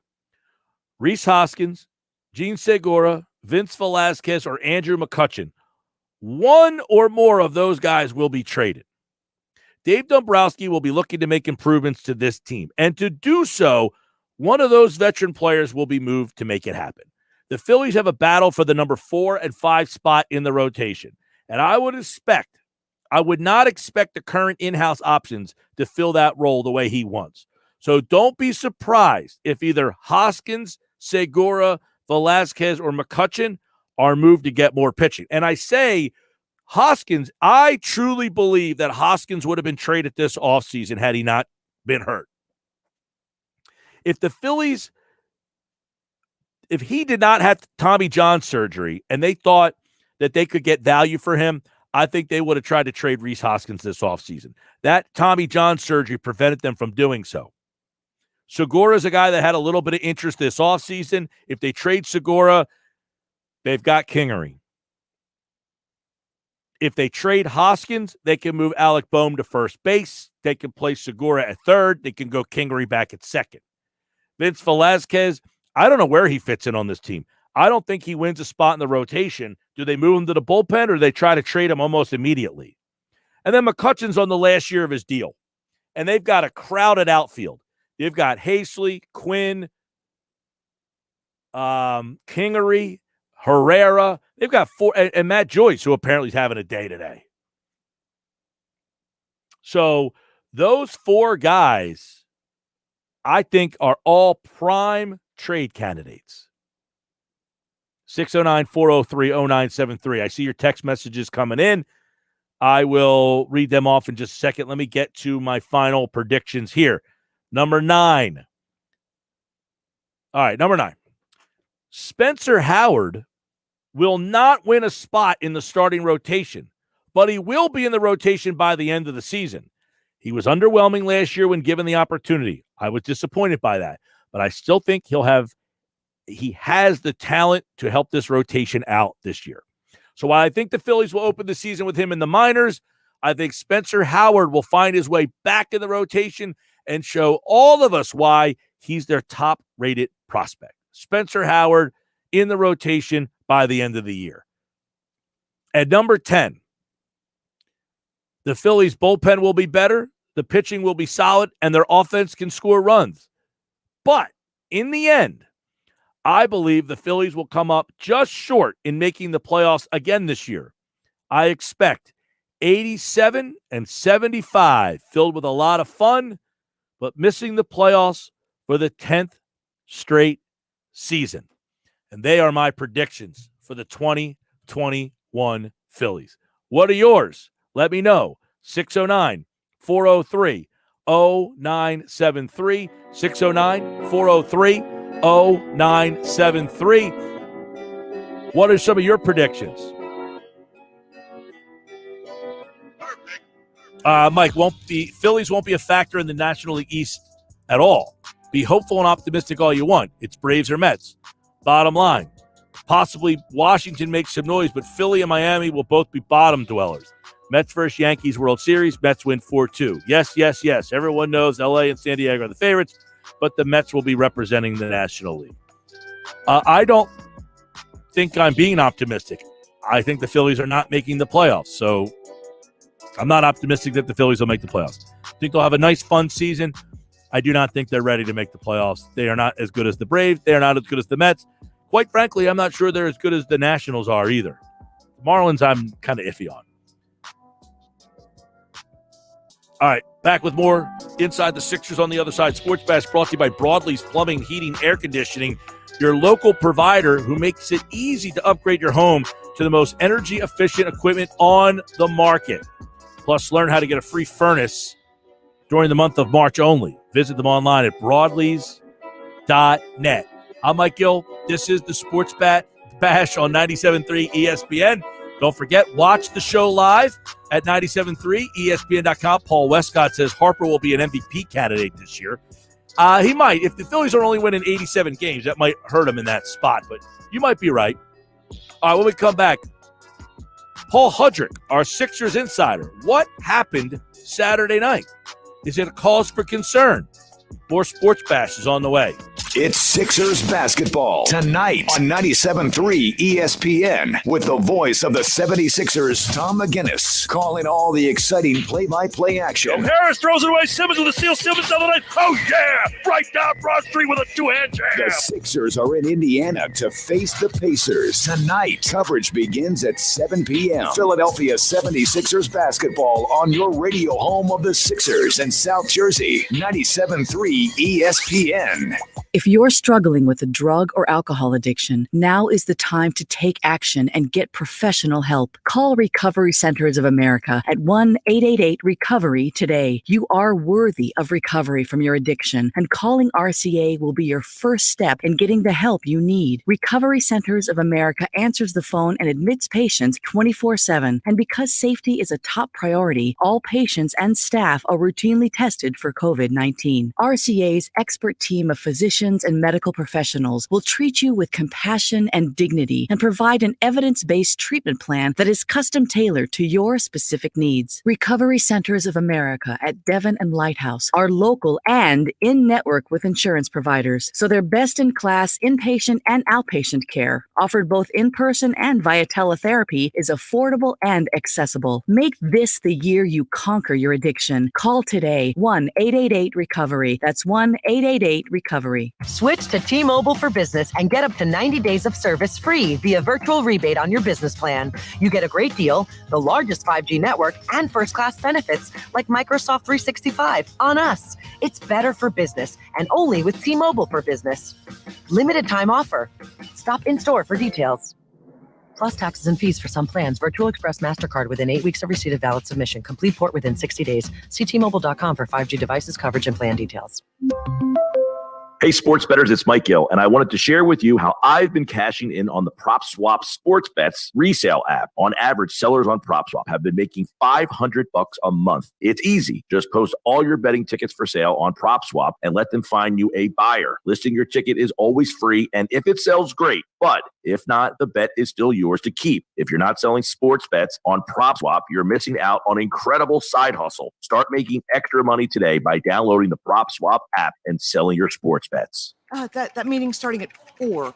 Can I get those projections? Indeed knows unexpected growth can stretch your business thin. Karen, do these numbers look right to you? Like at Mia's research firm, to hit client deadlines, she needs to get started hiring right away. I need Indeed. Indeed you do. And the moment you sponsor a job on Indeed, you get a short list of quality candidates from our resume database. Visit Indeed.com/credit and get a $75 credit for your first sponsored job post. Terms and conditions apply. If you're a first-time buyer, finding your first real home can feel like this. Hot property. Not going to last long. Multiple offers. 30-year fixed. We need earnest money. But a realtor has the expertise to strip away all the noise and focus on what really matters to you. You're going to love this place. Great neighborhood. School is walkable. It even has a huge yard so Henry can practice his penalty kicks. Finding the right place starts with you and a realtor with the expertise to make sure your voice is the only voice that matters. Realtors are members of the National Association of Realtors. That's who we are. Good morning, privates! Good morning, Drill Sergeant! I mean, seriously, what a pleasant morning. The sun is shining and the birds are chirping. You seem to be in a good mood today. Astute observation. He's probably happy because he found out Honey Nut Cheerios can help lower cholesterol as part of a heart-healthy diet. They're even shaped like hearts. So, in lieu of the obstacle course today, I propose a nice meditative nature walk. Does that sound delightful to everyone? Yes, Drill Sergeant! Happy heart shapes are back for a limited time. Learn more about Honey Nut Cheerios by picking up a box at your local store. We know you're spending a lot of time at home, and maybe that home could use a little TLC. Since going to a home show isn't really a thing right now, 97.3 ESPN FM is bringing the home show to you. Local exhibitors have been setting up in a virtual show featuring the latest products and services for your home. Go to 973ESPN.com to find great articles on home improvement tips and trends. Thanks to our friends at Broadleys Plumbing, Heating, and Air Conditioning. Broadleys.net, your trusted source for 3 generations. Now, back to the Sports Bash on 97.3 ESPN. All right, time now for Inside the Sixers. Sixers tonight against the Pacers. You can hear the game live on 97.3 ESPN. And, of course, the Sixers had their struggles on Saturday night. We're going to dive into that. Sixers insider Paul Hudrick set to join us from 97.3 ESPN.com. Check out all of Paul's coverage on Twitter at Paul Hudrick. And, of course, listen to his podcast, Coming In for a Landing, as we bring you now here on the Sports Bash Live on 97.3 ESPN and the free mobile app. Paul Hudrick, of course, Sixers and the Pacers tonight. And, of course, Paul, everybody wants to know what happened on Saturday night. I mean, people were going bonkers. Saturday night, they lose to the Cavs for the second time this season. So what was maybe something that was concerning that you saw in that loss from Saturday night? Just the lack of energy in general. Just the lack of it. Just seemed like they weren't there. They were flat, especially in the first half. It was bad. You saw some defensive lapses. Obviously, the transition defense was terrible. It's been bad actually for a good chunk of the season. So if you're having kind of a long-term concern, I'd say that's still a pretty big one for me. Is the transition defense. And I thought in the half-court sets they looked really bad. I mean, it looked like they were basically counting on Joel Embiid or Ben Simmons to make something happen, and if neither of them did, then nothing happened. Obviously, Seth Curry going 1 for 13, that can't happen. So just a lot of things that you could say, yeah, this was just a bad night. But I think the biggest thing that stuck out to me that's been a season-long problem is that transition defense. They really have to get that figured out. Yeah, I know another thing they have problems with is if you're matched up with a team that's going to have those smaller, quicker guards. I feel like that was a big problem again. We saw it with De'Aaron Fox. We've seen it in the past, with guys like Spencer Dinwiddie when they played on against Kyrie, that when the team has that small, explosive, quick guard, the Sixers have a problem there. Yeah, but so in the first half, I think Colin Sexton had 16 points, and a lot of that was off of transition from bad turnovers, and the Cavs just simply out hustling them and having more energy and getting the ball down the other end of the floor. But if you look at the second half, I think Sexton was something like 4 for 14 in the third, fourth quarter, and overtime. And then Darius Garland he didn't get going. He had 8 points in the overtime, but he really didn't get going until then. Combined, they were like 20 of 50, I think, combined. So it's not like they completely scorched the Sixers defense, through all four quarters. I thought Sexton definitely got them early a couple times, and I thought Garland got them in the OT. But to me, again, that wasn't the biggest issue. I thought in the second half, I thought Ben Simmons did a pretty darn good job on Colin Sexton. So I mean that it's concerning that I get just the game, I guess, in general was just concerning. There is something to that, Mike, that in the past, yes, smaller guards. You mentioned Dinwiddie's a good one. He's a guy that's killed them in the past, but I think they've done much better against that, especially in the pick and roll. I think they've been significantly better against the pick and roll this season. Some of that has to do with some defensive adjustments they've made. But I wasn't as overly concerned as maybe some people were, because when you look at the numbers at the end of the game, Sexton and Garland really didn't kill them. I thought it was, again, if Seth Curry is 2 of 12 in regulation, they win the game. Or if they just come out with a little bit of energy in the beginning, they win the game. So that wasn't as concerning to me as it was to some. All right. So one of the things, and like I tweeted after the game, frustrating loss. Yes. No need to have a hot take or overreact. You lose some games like this in the course of usually 82 in a 72. It is frustrating that you lose to that team. No Harris. Guess what? You should beat that team with or without Harris. But what I kind of take from that is, if Shake Milton's my best option off the bench in a playoff series, there's going to be nights where that moment might be too big for him. That's the kind of game where I'm looking at, like, Milton's got 11 points. He's playing 30 minutes because Harris is out. Can I trust Shake Milton as being my best offensive option in a playoff series? That's what I kind of took from watching that game. Well, I think Shake can be a part of it. And when you look at the playoffs, it's obviously going to be different. The rotation is going to be different. The starters are obviously going to play much bigger minutes. We'll see if maybe they, add a starter, perhaps maybe upgrade the starting lineup at some point down the road. But to your point, Mike, I would say that he can't be your only option, because that's where we're at right now. He is the only option. Dwight Howard against some centers. You saw the other end against Dallas when they kind of have, bigger plotting kind of guys, playing the 5.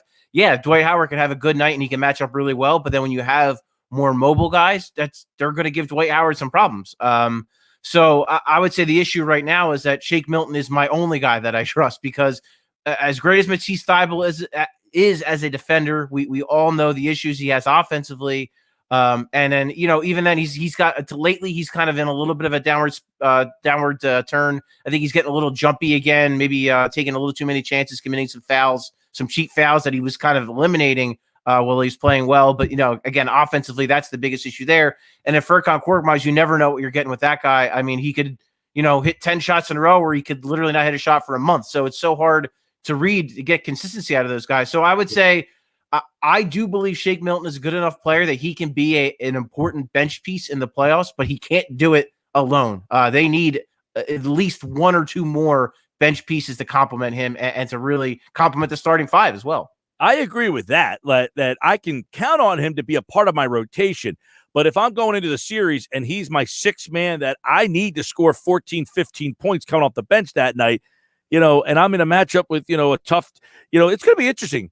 That first round matchup, you got all these teams right now from the Knicks down all the way to like the 10 seed that all have 17 losses. Some of those teams are playoff tested teams. No, I'm not. They don't have a lot of playoff, like the Pacers, but Boston, Miami, Toronto. You might see one of those tough-minded veteran teams down the bottom of the playoff ledger there. And if I got to go into a place and play like Toronto, or I guess it'll be Tampa this year, or Miami or Boston, and Shake Milton's my best option to come in and score some points for me, that's where I feel like they really need to upgrade that bench spot. Now, the other night, they scored 42 points off the bench. So it seems to be inconsistent, but I think we know what they are.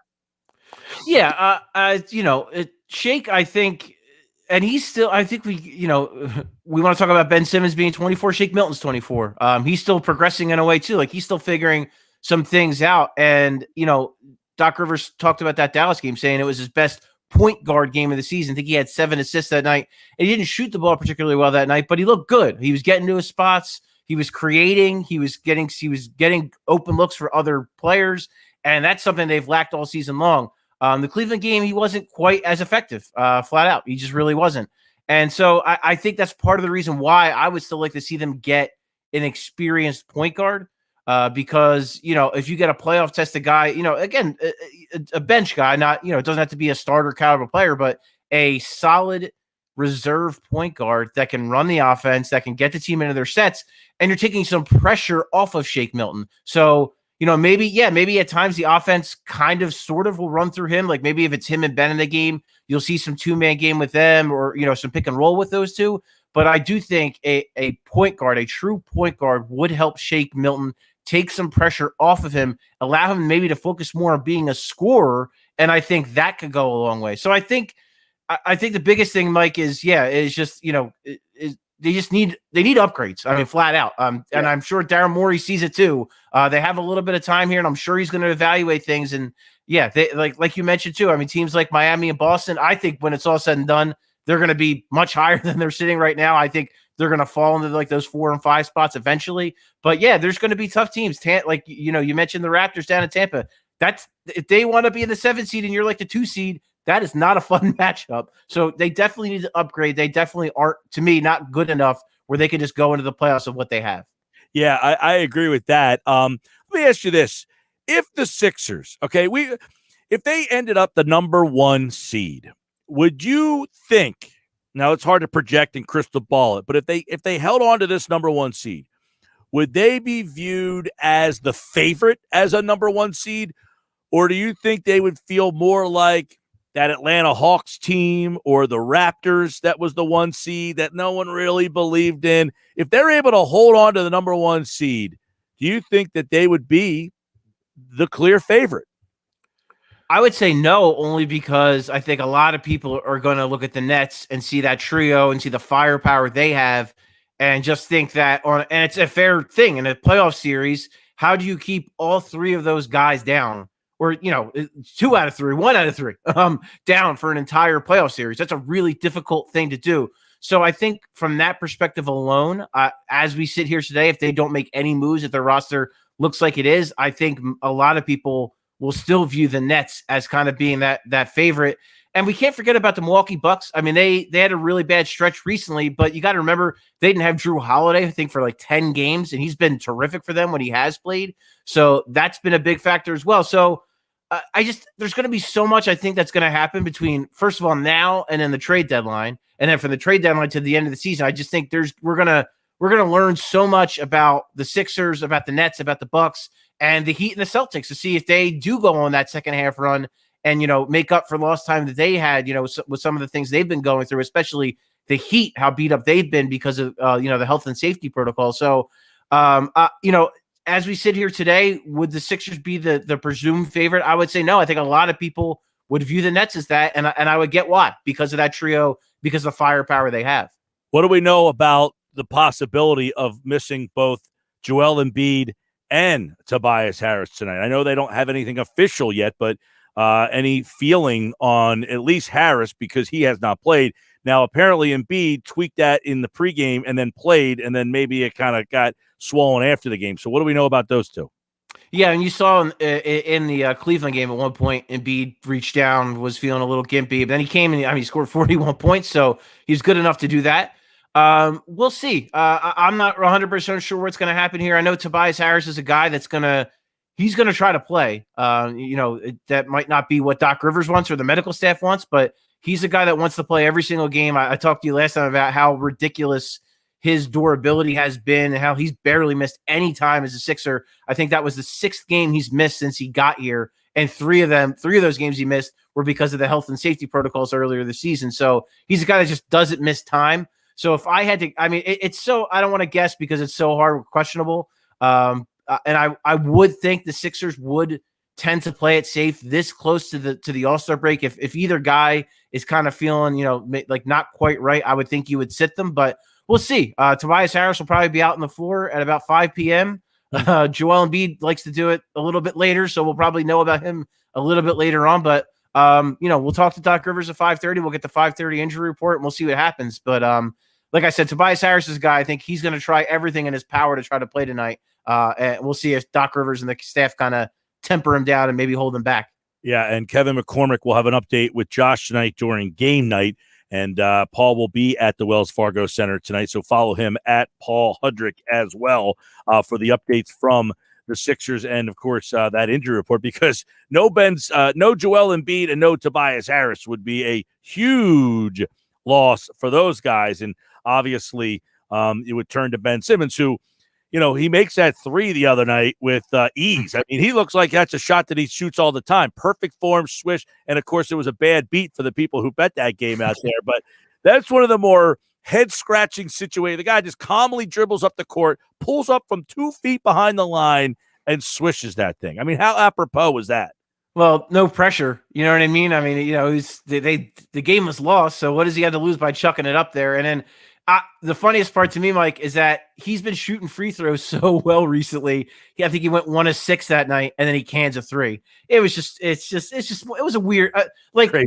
Don't get me wrong, they didn't play well, but it was also a funky night. Like, they just had, again, Seth Curry going 1 of 13.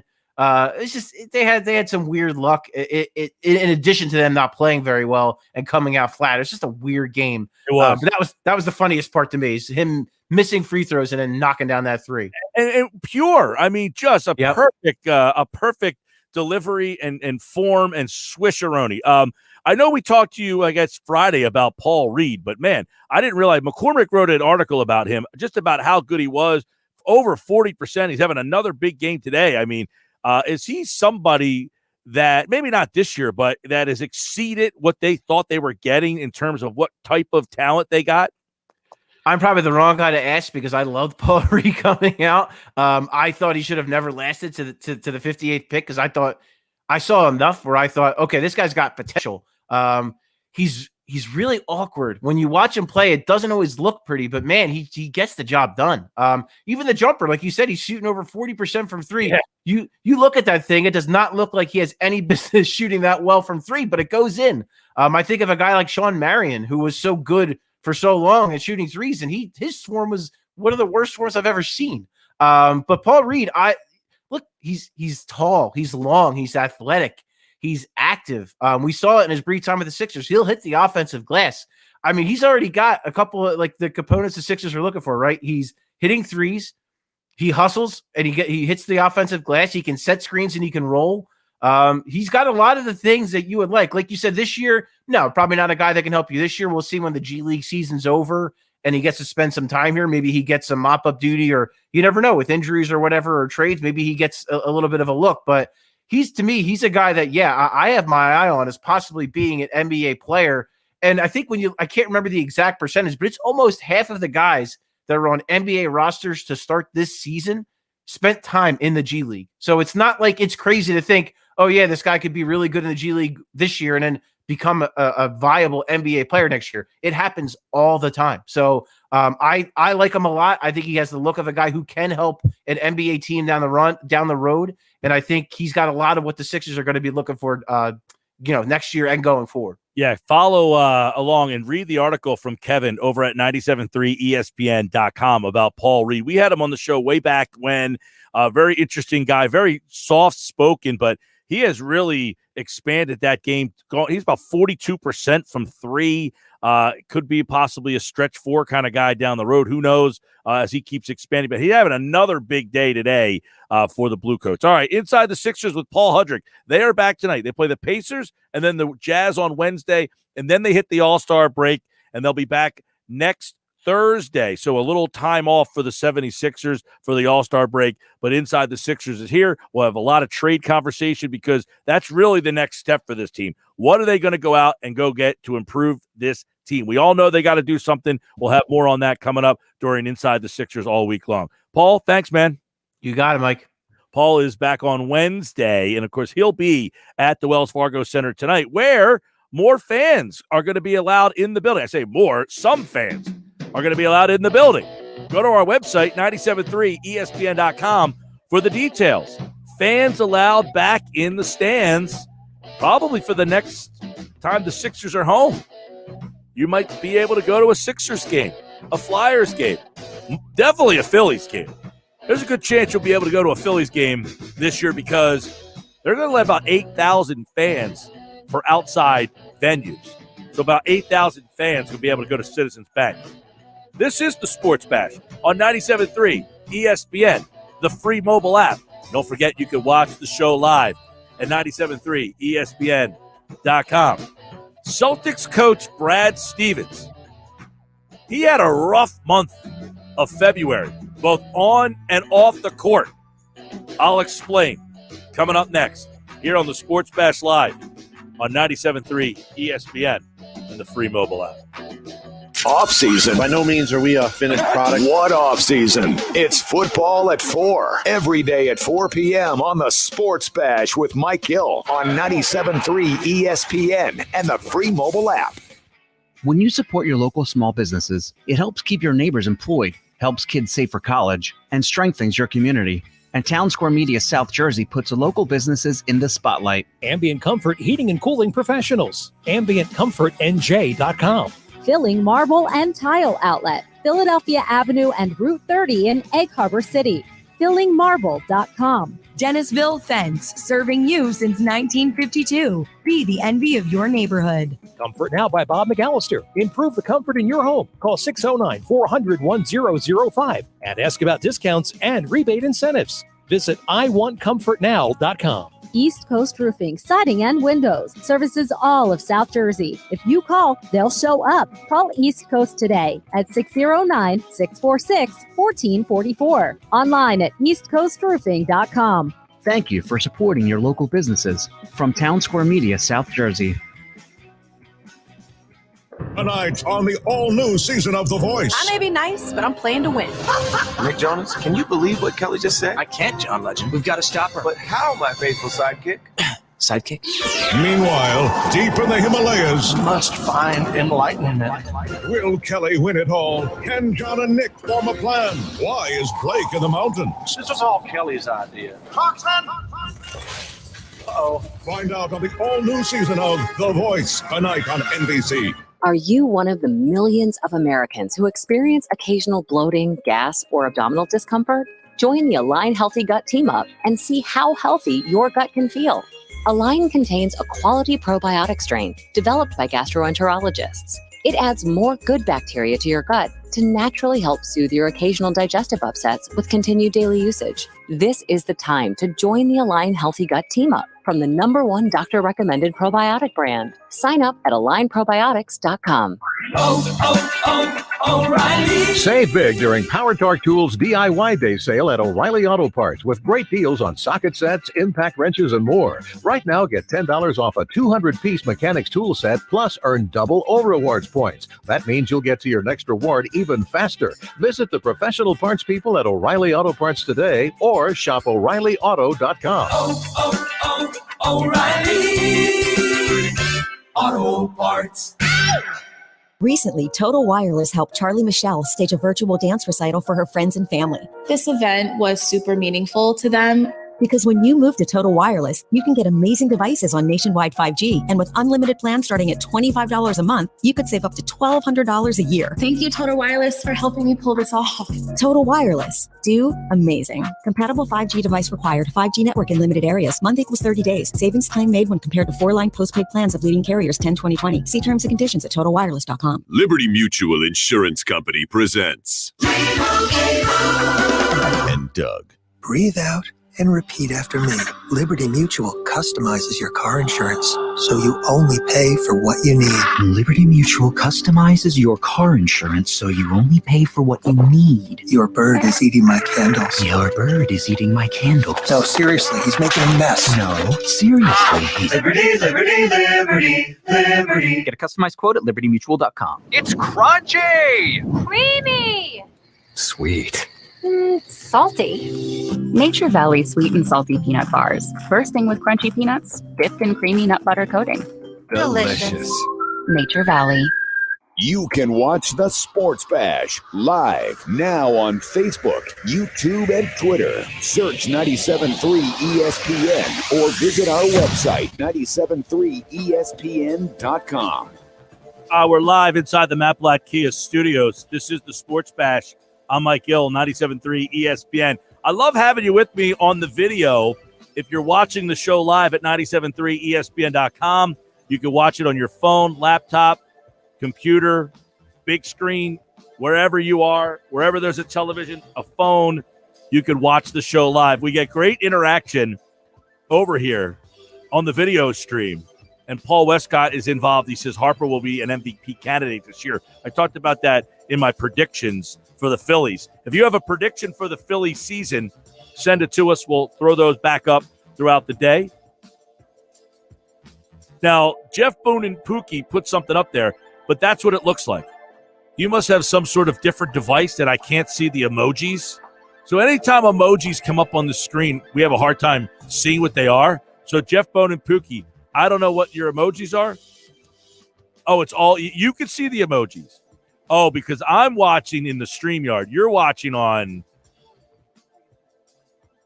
Gotcha. Jeff says, Eagles. We're going to get into the Eagles. Mosher in 15 minutes. Sports Bash Live, 97.3 ESPN. As you know, it's the month of March, and that means it's college basketball. And DraftKings Sportsbook, America's top-rated sportsbook app, is giving all new players the chance to cash $100. New customers can bet $1 on any team to hit a three-pointer in any basketball game this week. And if your team makes it rain, you cash $100. So download the DraftKings Sportsbook app now and use my code 973 to get your shot to turn $1 into $100. And when you bet on any team to hit a three-pointer in any basketball game, you win. That's the promo code 973 for all new customers to get a shot at $100 to 1 odds on any basketball team to hit a three-point shot. Look, even Ben Simmons hit a three-pointer the other night, so it's possible.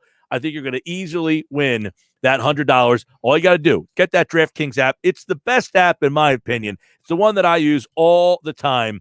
DraftKings Sportsbook, America's #1 sportsbook. Do you play fantasy football? Yes, I do play fantasy football. I play fantasy baseball and basketball as well. Now, Josh does fantasy hockey. I'm out on that. All right.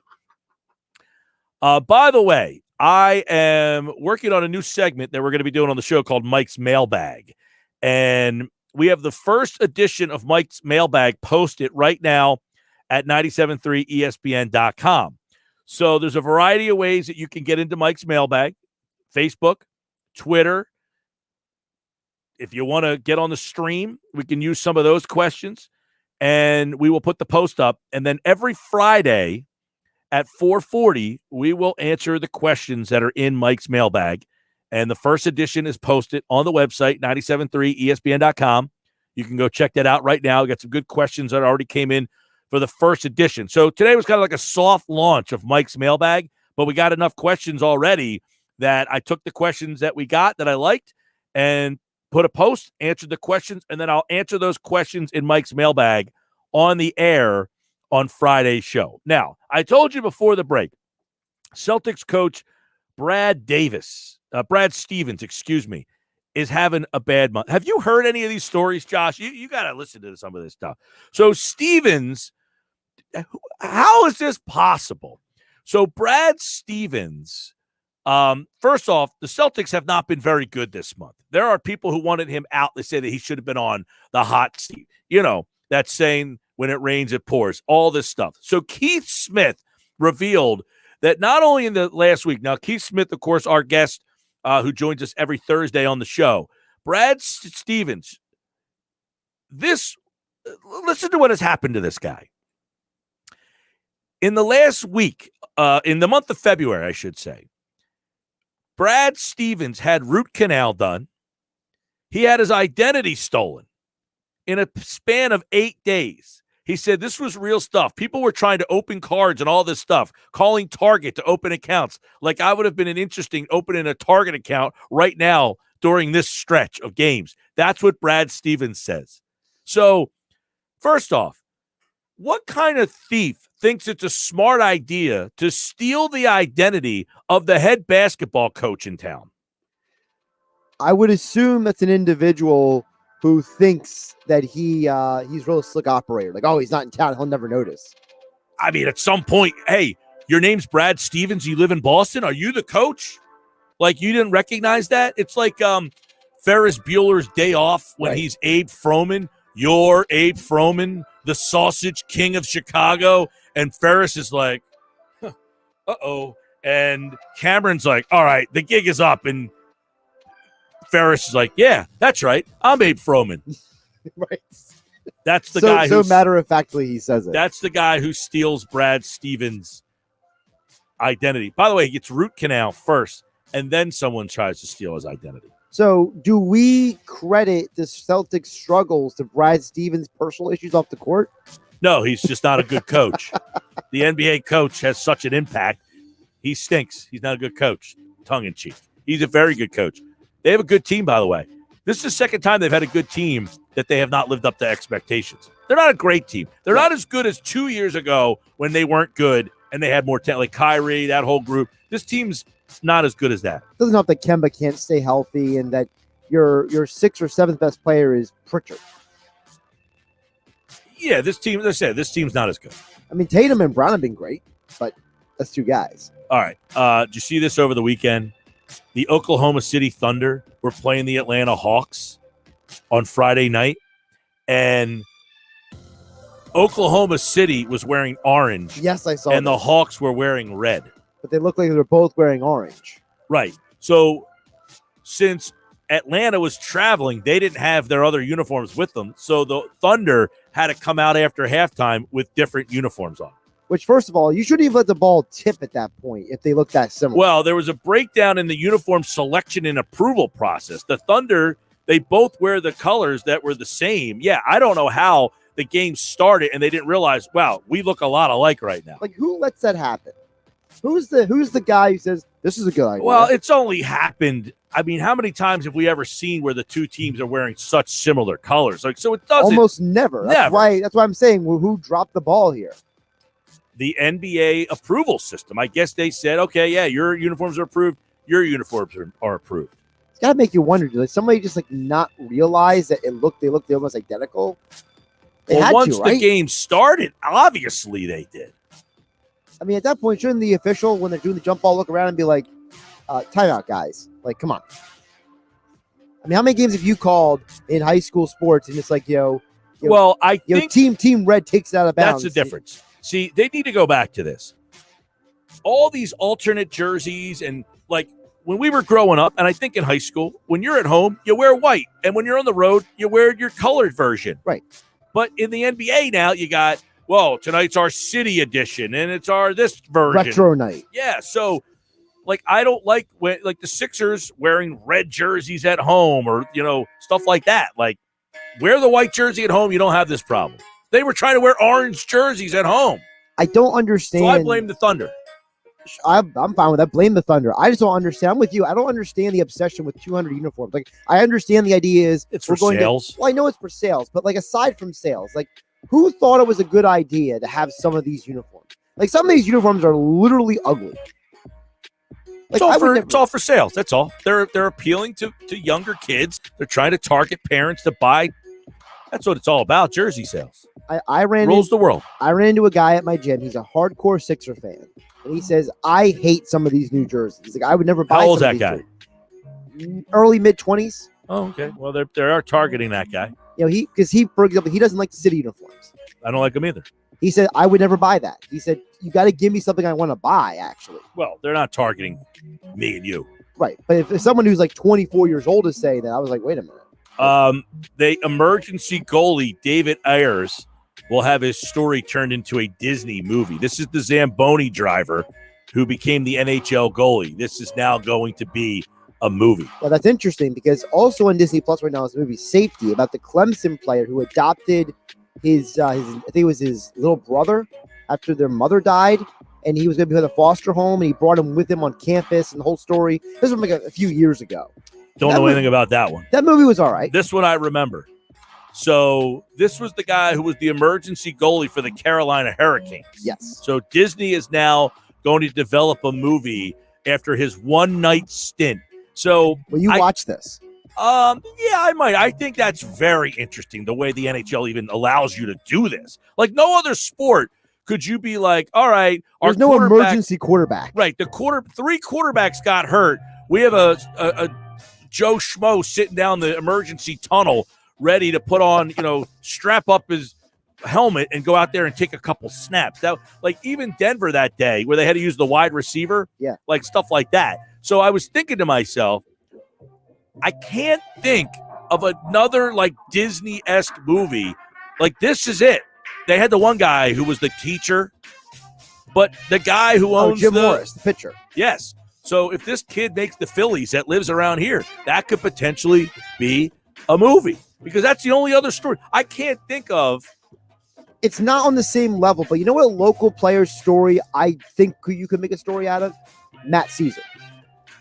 He goes to Villanova, wins a national championship, ends up on the Cubs, wins the World Series. That's it.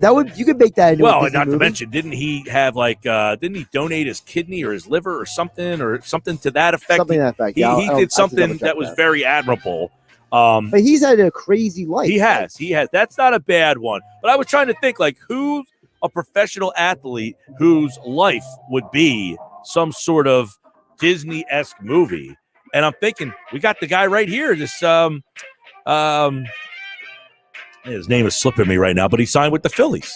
And if he ends up making the big league, Mike Adams, I think his name is. It's a tremendous story if he makes the team that he's over here teaching kids who signed with the Phillies, and then he signs with the Phillies. Like, that would be a story that would rival something like this. It definitely would. So I'm cheering for him. Yeah. How can you not cheer for people like that? Like, there's a part of you that's like, I'm living through that guy. You know what I mean? Brad Stevens had a tough month, but I'm not blaming him for the Celtics' woes. He's a good coach. It's not the coach's fault. I blame the GM.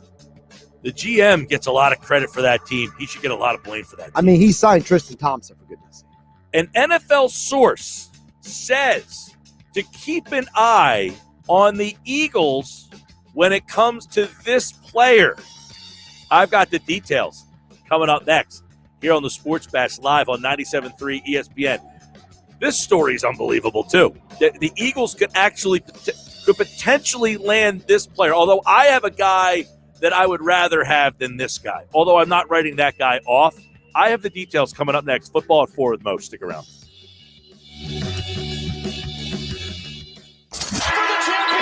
Sign up now for this year's $1 Million Bracket Challenge. Registration is underway now at 973ESPN.com and the free mobile app until the tournament begins. The listener whose bracket has the most correct will win a $500 golden getaway in Atlantic City. Thanks to our friends at GoldenNuggetSports.com. And the top 20 listener brackets will receive a free bed at GoldenNuggetSports.com. So register for the $1 Million Bracket Challenge. Hell yeah! Now at 973ESPN.com or the free mobile app. Must be 21 plus to place a bet. Only available in New Jersey. Free bets are for online sportsbook only. Please see website for terms and conditions. A national championship. So head to 973ESPN.com or the free mobile app and register for the $1 Million Bracket.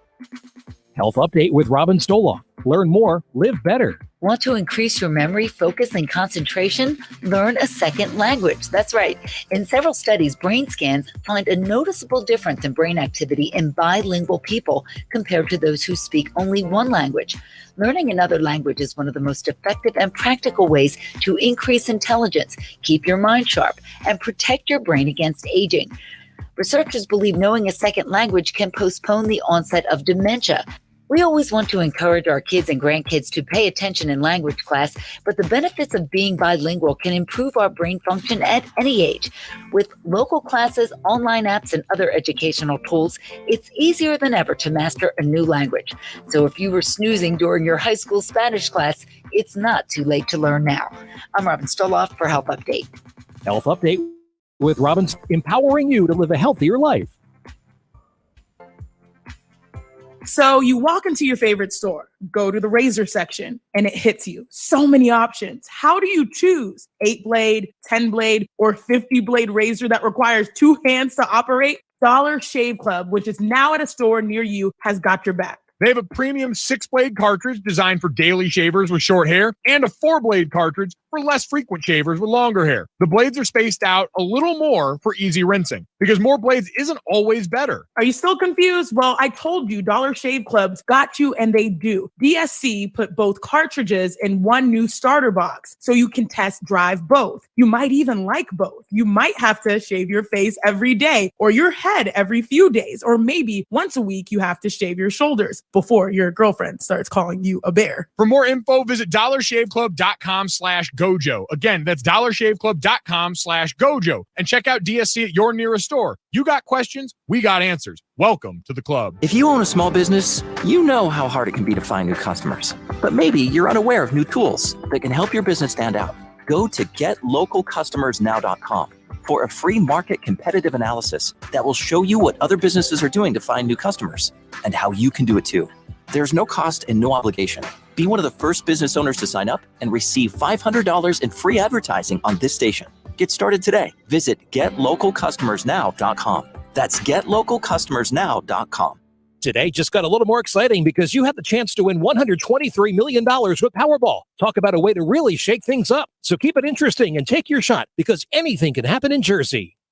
Finding great candidates to hire can be like trying to find a needle in a haystack. Sure, you can post your job to some job board, but then all you can do is hope the right person happens to come along, which is why you should try ZipRecruiter for free. In fact, ZipRecruiter is so effective that 4 out of 5 employers who post on ZipRecruiter get a quality candidate within the very first day. And right now you can try ZipRecruiter for free at ZipRecruiter.com/max. That's ZipRecruiter.com/MAX. ZipRecruiter, the smartest way to hire.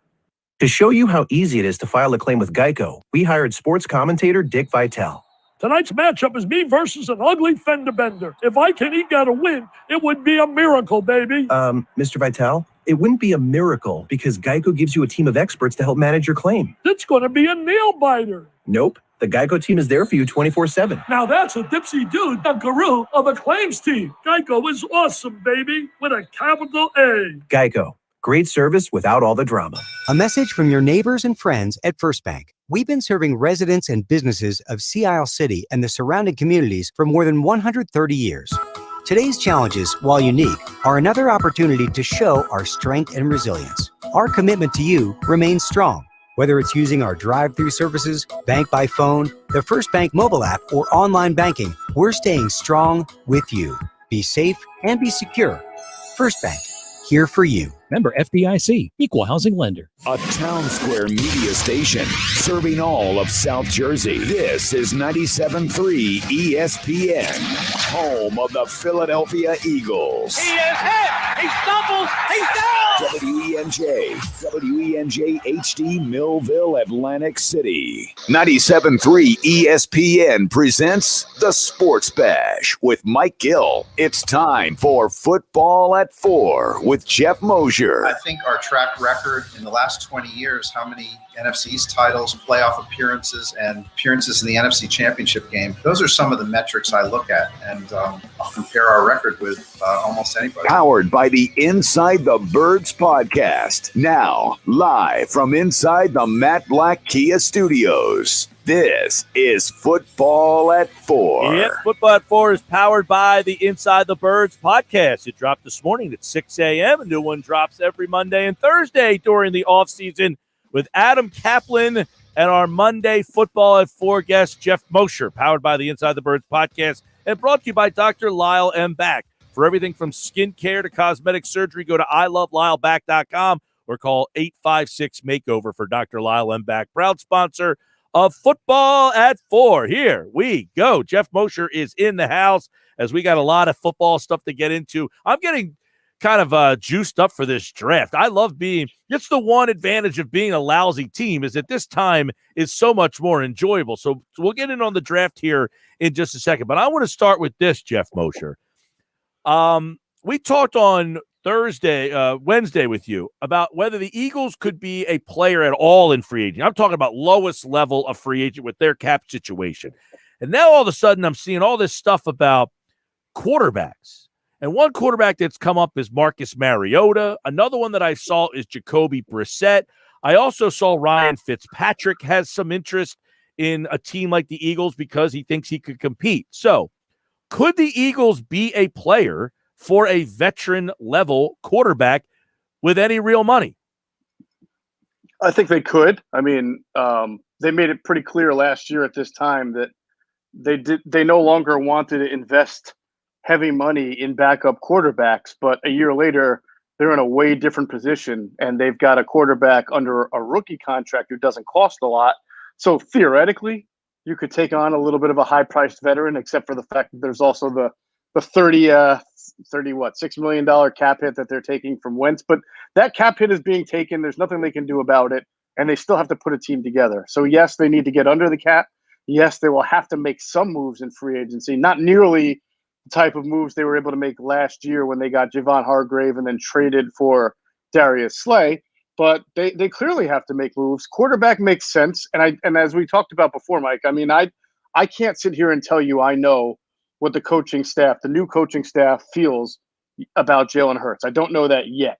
But I did say that if they were to kind of go out and get a Marcus Mariota, who is still young and who still probably has a lot of upside and played fairly well in his limited spot last year, that might signal or indicate to you that they're not completely sold on Jalen Hurts. And of course, if they draft a quarterback at number 6 overall, that would indicate to you the same. And so we kind of have to sit back and watch what they do. I think there's a difference in getting a guy like Mariota versus Fitzpatrick to me, because Mariota is still someone who you may view can be rebuilt into a starting quarterback that you're going to have for the next several years. Whereas Fitzpatrick, you kind of know that you're just getting a veteran backup. Mm-hmm. Yeah, and I think Brissett, obviously, you see this a lot, Jeff, when when you're a new coach, you try to get someone you're familiar with who knows your system so that you can use them as a teacher. So I want Jacoby Brissett to try to help teach Jalen Hurts. And if he can't teach Jalen Hurts and Hurts isn't very good, I feel very strong and comfortable going to Brissett. That's why, to me, he makes the most sense. However, I can't imagine Brissett's going to come for the money that the Eagles can afford. I mean, I think he was making $15 million last year. Yeah, well, that's the thing about the market, though. I mean, is there going to be a market for him to start somewhere where he can make 15 or more million? He may have to take a pay cut. It's almost like the Didi Gregorius thing with the Phillies. I mean, a really good year that last year, but the market shrunk so that when he came back, he's basically making the same money over the next 2 years. He didn't able to get a pay raise despite having a very good year because of the market. So Brissett's a good quality backup. I don't know if any team's going to pay $15 million for a backup, but if he's starting somewhere or competing to start somewhere, there may be a heavily incentive-laden deal, which may look like $8 or $9 million from a upfront money, but with the opportunity to make even more. That's pretty much how Mariota, his contract is structured as for next year. If he winds up winning a lot of games, he makes a whole lot more money, and we'll see if that contract still remains or if he's just cut. All right. Speaking of contracts, on Inside the Bird this morning, this morning, I should say, you did a lot of cap talk. I want to give you a couple cap situations. Let's start with some bigger names. Guys like Brandon Brooks, Lane Johnson on that offensive line. Are those guys that the Eagles you expect to approach about restructuring? Possibly. The difficulty in restructuring with both of those guys is their injury history. Even more so with Brandon Brooks coming off 2 Achilles. You don't want to kick the can that much further down the road for a guy who is already 32? 32, I forget. Johnson's 30. Right, 31. A little bit of research for this conversation, Mosher. Sounds like it. So, yeah. So I get confused. Kelsey's the one that's 33, obviously. So, yeah. So, coming off those 2 injuries, I don't know. But that is going to be one of the only other ways that they can lower the cap number. Roseman does. He approaches these guys, restructures these deals, essentially kicking the can down the road so that they get out of the cap problem now. They have cap problems 2 years from now. The problem is if they do that 2 years from now, those guys are now 33 and 32 instead of 31 and 30, and it's harder to redo it again. Yeah, and the thing is, depending on how they restructure it, sometimes there's only like $1 million or $2 million that get added in those dummy years, and it doesn't really hurt you that much 3 or 4 years down the road, even if they're not on the team, because the cap theoretically goes up, and it should go up even after this rough year with that new deal that they're kind of, I guess, on the verge of signing with ABC. So the cap should raise, barring any kind of unforeseen pandemics or anything, other kind of disasters. So it doesn't hurt you that much. But the problem would be if you restructure to the point where, like, say this coming year or next year, Brandon Brooks gets hurt, and then you've got all that money to go into someone who's not playing. You can theoretically raise the argument that hurts you with any player that that you have that you value, who, if they get hurt and they're out for the year, then they're taking up money that, and that's not really providing you value at that point. Yeah, I guess a couple other guys that you're kind of kicking the can, down the road on the other side would be Fletcher Cox. He has 4 years left on the deal. They have already restructured twice for him for cap problems. Another guy, I guess, would be Darius Slay, who you just got, who makes some decent money. And then, of course, you have Brandon Graham, and we've talked a little bit about Barnett, but Fletcher, Darius, and Brandon Graham, I guess, are those prime candidates to also be approached for a restructure. If either a restructure, Darius Slay to me is a big wild card, because when they traded for him last year, they redid his deal so that it was very cap friendly in 2020, and then not so cap friendly this coming year in 2021. And so he's not coming off a great year. He was better. He was good. He was better than what they've had in the past, but he certainly had his struggles in those few games against Metcalf, against Devontae Adams, and I think somebody else. So I think the team has to look at it now and say, do we want to restructure, or does it make more sense to maybe even move on? Because he is 31, or he's going to be 31, didn't have the greatest year last year, and they really need to rebuild that secondary. In fact, if they move Avonte Maddox to the slot like we all expect, you tell me who's starting opposite Darius Slay, because they don't have anybody on the roster that I think is a natural slide in. So they either have to start a kid that they draft, or they need to sign a veteran in free agency who's not going to be very expensive. That's my roundabout way of saying it's probably not going to be a very good secondary / cornerback tandem. So does it make sense to have a high-priced cornerback if you already know you're not going to be great in that area? Unless you draft a guy at 6. Even so, the hit percentage on first-round corners, it's a gamble. A lot of them don't work out, and some of them that do take a year or two anyway to develop. It's very rare that you see a guy.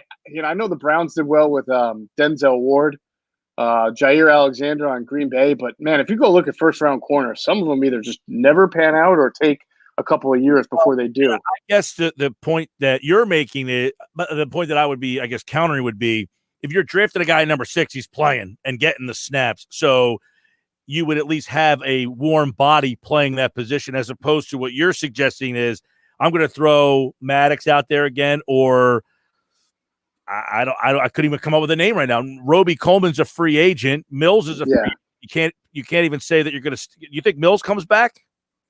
He could possibly come back at safety, I would think. If they're going to play a little bit more cover 2, I can see maybe some value to having him back there. Or if they just want him as a sub package guy who covers tight ends and backs out of the backfield as like a third safety, I could see that, especially since you can probably get him at a very, very team-friendly rate. I don't think he's going to break the market anywhere. So he is a body who's versatile, and that's valuable for them. So I could see him being back. But to answer your question, though, neither he nor Roby Coleman is going to start on the outside opposite Slay. So that still leaves them with a very big void there. And you're right. Other than Michael Jacquet or Braylon Arnold, I don't know who their candidates would be. Trevor Williams to come back and try to start in that position there. Yeah, and one of the interesting things, like the fact that's why at number 6 you wonder. Now, you guys did a whole thing on linebacker for Inside the Birds. It looks like Singleton is going to be back. Davion Taylor, a lot of people wondered, he was a 3rd-round pick. What can I expect there? Would they consider drafting a guy at number 6? I mean, Micah Parsons is draftable at that position. It's not often you have a linebacker that is draftable at that position. So let's kind of get your take on what you see happening at that position this offseason. Well, Michael Parsons has been kind of compared to that new wave hybrid linebacker, right? Who can play linebacker but also runs like a safety, kind of like an Isaiah Simmons from Clemson the year before. But if you look at Howie Roseman's draft history, we already know, even beyond Howie Roseman, that the Eagles have not drafted a linebacker, like a natural 4-3 linebacker since '79. And I can't remember the last time they took a safety in the first round. In recent memory, I don't think ever under Andy Reid. So a guy that can play linebacker and safety, to me, what's that? I said, no, Dawkins was a second-round pick. Nate Allen was a second-rounder. Right, Jaquan Jarrett, second rounder. Jaquan Jarrett, I was going to say. Yeah, it's been even guys like from the 2004 Super Bowl, Mike. Why can't his name? Who's the guy? Michael. Who started at safety next to Dawkins on the Super Bowl team in 2004? Michael And Lewis. then Michael Lewis, right? He wasn't a first-round pick either.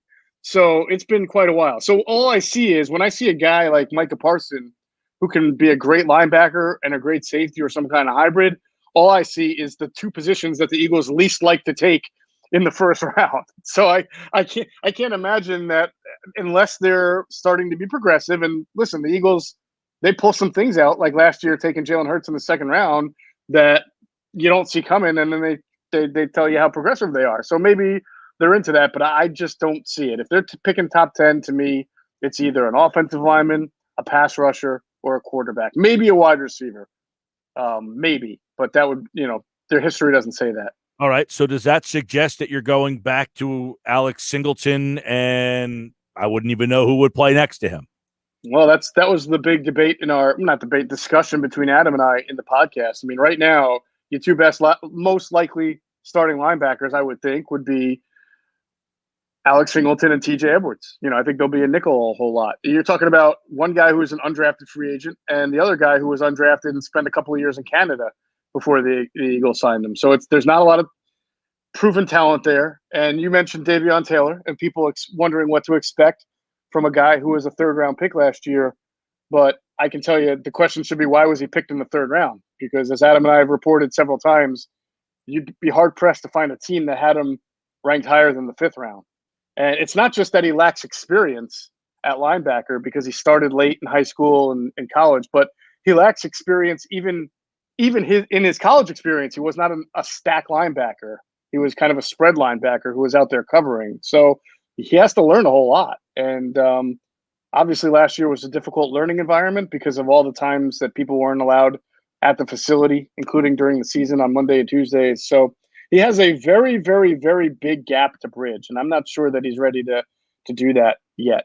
So essentially, it sounds like a guy who's at least another season away from contributing on the defensive side of the ball when you're talking about your third-round pick from a year ago, right? Well, I'm sure the coaching staff would like to be able to coach him up to at least be a sub-package linebacker and use some of that great athleticism and speed that he has.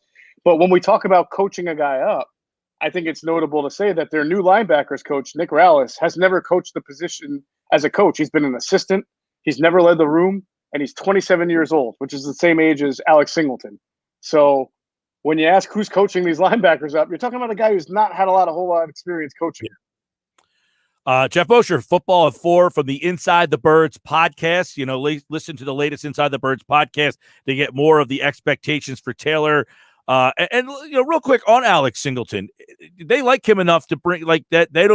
They feel comfortable. He played because Nate Geary got hurt, but they like him enough that they feel okay bringing him back and playing him, right? Well, they should, because I don't know who else. If you don't like Alex Singleton among Eagles linebackers, then I don't know who you like. Well, is he the bad guy on the good? Is he Jaleel Okafor his rookie year with the Sixers or Michael Carter-Williams? Like, someone's got to make a tackle.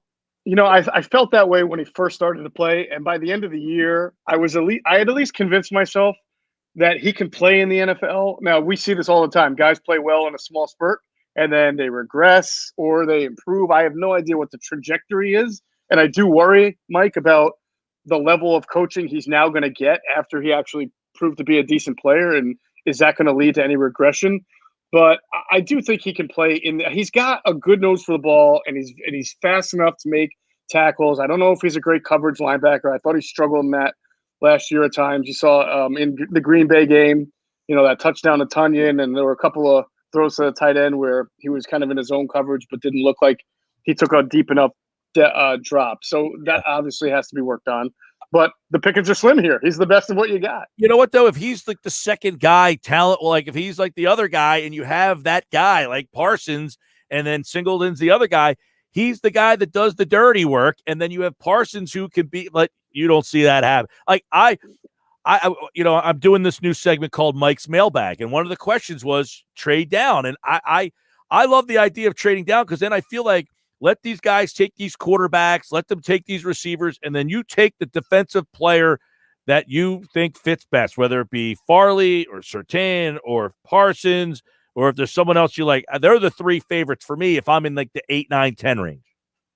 Yeah, I wouldn't trade back too much if I was moving from 6, right? Because somebody wanted a quarterback there, and I was able to get a future first. Absolutely, I'm on that. I'm not going to trade down just to acquire picks because I don't want to bypass anybody on my board that might be really, really good. And in the past few drafts have shown us that sometimes guys who are top 5, like Jerry Jeudy last year and some others, sometimes you think these top 5 guys are available from 5 to 10. So you got to just sit tight there first and see who's there. And by the way, real quick, I know you know this, but I'm reminding the listeners, I'm just the messenger, right? I'm not saying I agree with their philosophy on never taking a linebacker in the first round. I'm not saying that if I were in charge of the Eagles that I would completely dismiss Micah Parsons. I'm just going based on what they know and what they do. Okay, real quick. They are 12 free agents. I'm just going to rip through them. Is any of these guys back? Peters, Mills, Sudfeld, Roby Coleman, Curry, Ridgeway, Richard Rodgers, LeBlanc, Duke Riley, Corey Clement, Rudy Ford, Nate Geary. Any of them back? All right. I think we talked about Mills, that there's a possibility he can come back on a 1-year deal maybe. I actually think there's a possibility Vinny Curry can come back because he's always willing to play for the hometown team, not a lot of money. And to be honest with you, we don't know what's going to happen with Derek Barnett. I assume he's going to be restructured and still be a part of the team. But Brandon Graham, Derek Barnett, and Josh Sweat, that's all you got right now. And Sweat is a guy that they carefully monitor because of his injury history with his knees. So if Barnett were hurt, or even if Sweat hurt, or BG's hurt, who's starting? You really don't have a plethora of options. So you're probably going to wind up signing a veteran in free agency and drafting a guy. So why not have that veteran in free agency be your own in-house guy who has, done everything for you and come back? And, I think there's a chance Curry can come back. And I also think Richard Rodgers probably has a shot to come back because he's not going to break the market anywhere. You could probably bring him back on a 1-year deal. You're going to be moving on from Zach Ertz. You need a solid number 2 tight end or number 3 in case you draft one. I was going to say, unless you take Pitts. Yeah, but even if you did, you still need a 3rd tight end. You could sign him, and then if he doesn't make it out of camp, no big deal. But these are contracts I'm talking about that are going to be 1 year with very little guaranteed money. Yeah, and I guess that's where the Eagles are going to have to shop. There was an interesting release, I guess it was over the weekend, that Tyrell Williams, who signed that big deal with the Raiders, Sirianni had worked with him with Detroit. He had 1,000 yards in San Diego. I think it was San Diego at the time. So he would be an interesting name. I saw Malik Hooker played for the Colts, so he would be another. All those the Colts have a lot of free agents who are coming off injury, so keep an eye on that as well. All right, Jeff Mosher, Inside the Birds, the podcast, it drops on Mondays and Thursdays in the offseason. So the new one is out today. They'll have another one out for you on Thursday, and of course all week long during Football 4. Jeff is back on Wednesday's show, and we'll have plenty more as the offseason continues. We're getting close to free agency, March 17th. We'll have all that here on Football 4. All right, Moshe, thanks, man. That went by quickly, man. It was always fun. Always good. And we got plenty more to do tomorrow with Andrew. He is Jeff Mosher, powered by the Inside the Birds podcast. And, of course, he, like all guests, appeared via the Boardwalk Honda hotline. Football at 4 is brought to you by Dr. Lyle M. Back. For everything from skincare to cosmetic surgery, go to ilovelyle.com or call 856-MAKEOVER for Dr. Lyle M. Back, proud sponsor of Football at 4 on the Sports Bash. In this hour of the show, it's brought to you by PropSwap, America's sports betting marketplace. Sell your sports bets and take your profit. Find out how at PropSwap.com or download the PropSwap app today. I'm Mike Gill. This is the Sports Bash on 97.3 ESPN. The free mobile app you can download at 973ESPN.com/app. And you can watch the show live. Just go to our website. It's simple to do. I'll explain it to you a little further, but you just go to the website. You'll see the logo right there for Watch the Sports Batch. You can watch it on your phone, your laptop, your computer. If you got your smart TV, you can watch it through YouTube. You can say to your Comcast voice remote, watch the Sports Bash with Mike Gill. Boom, you'll have it on your TV. If you're a bar or a restaurant, you You could put us up on your bar in your restaurant, and then you'll have people yelling at the screen when they don't agree with me. Start fights in your bar. That might be a good thing to do, right? All right, we got a lot to do. Thank you, Frank. We always appreciate you, Frank. Good football. I thought that was a good football at fourth segment. Solid, strong. All right, when we come back, this is the Sports Bash. Coming up in about 20 minutes, Kevin Durso is in the house. He's going to talk a little Flyers. But when we come back, more football in 2021? More football? I've got the details. Coming up next. Coming up on the next edition of Greeny with Mike Greenberg. Drafting a quarterback is the ultimate crapshoot in sports. No matter how good you think a player is, no matter how certain you think you are. And it is because they are completely dependent on the situation they wind up in. They are totally dependent. Every quarterback is a system player. Greeny with Mike Greenberg. Weekdays from 10 to noon on 97.3 ESPN and the free mobile app. Trust Jenkins Plumbing, Heating, and Air Conditioning. Homeowners, no need to call the drain guy, the heater guy, or the plumbing guy. Call Jenkins. One call does it all. Jenkins technicians are trained to do it all, so you only have to call one number, 609-641-6262. Jenkins & Sons has been on the job since 1949 for new heating and air installation, service and maintenance, ductless air conditioning systems, water heaters, boilers, oil service, plumbing, and drain cleaning services. One call does it all. Call 609-641-6262 or visit jenkinsandsons.com. That's 609-641-6262 or jenkinsandsons.com. Jenkins Plumbing and Heating. We're always here for you. Jenkins Plumbing and Heating. We're always here for you. Jenkins Plumbing and Heating. We're always here for you. Today just got a little more exciting because you have the chance to win $123 million with Powerball. Talk about a way to really shake things up. So keep it interesting and take your shot because anything can happen in Jersey. Mom, I'm hungry. Popcorn? We should live stream this. Already am. With this new plan from Walmart Family Mobile, I get 40 gigabytes of high-speed data for under $40 a month. It's a limited time deal. Oh, watch out, loose ball. Whoa. That's double the data with no contract or surprise fees. Yay, buzzer beater.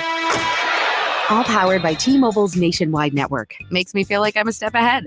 Available at Walmart. Double data ends July 31st, 2021. Hotspot does not double. See terms at myfamilymobile.com. Walmart Family Mobile. Tonight on the all-new season of The Voice. I may be nice, but I'm playing to win. Nick Jonas, can you believe what Kelly just said? I can't, John Legend. We've got to stop her. But how, my faithful sidekick? Sidekick? Meanwhile, deep in the Himalayas, Must find enlightenment. will Kelly win it all? Can John and Nick form a plan? Why is Blake in the mountains? This was all Kelly's idea. Uh-oh. Find out on the all-new season of The Voice tonight on NBC. Hey, bro. I don't think I can help you move Saturday. My back is really bugging me. I just don't think I can handle it. Sorry. Hey, dude, it's John. I know I told you I'd be able to help you move. I think Michelle's really mad at me for something. What's that, honey?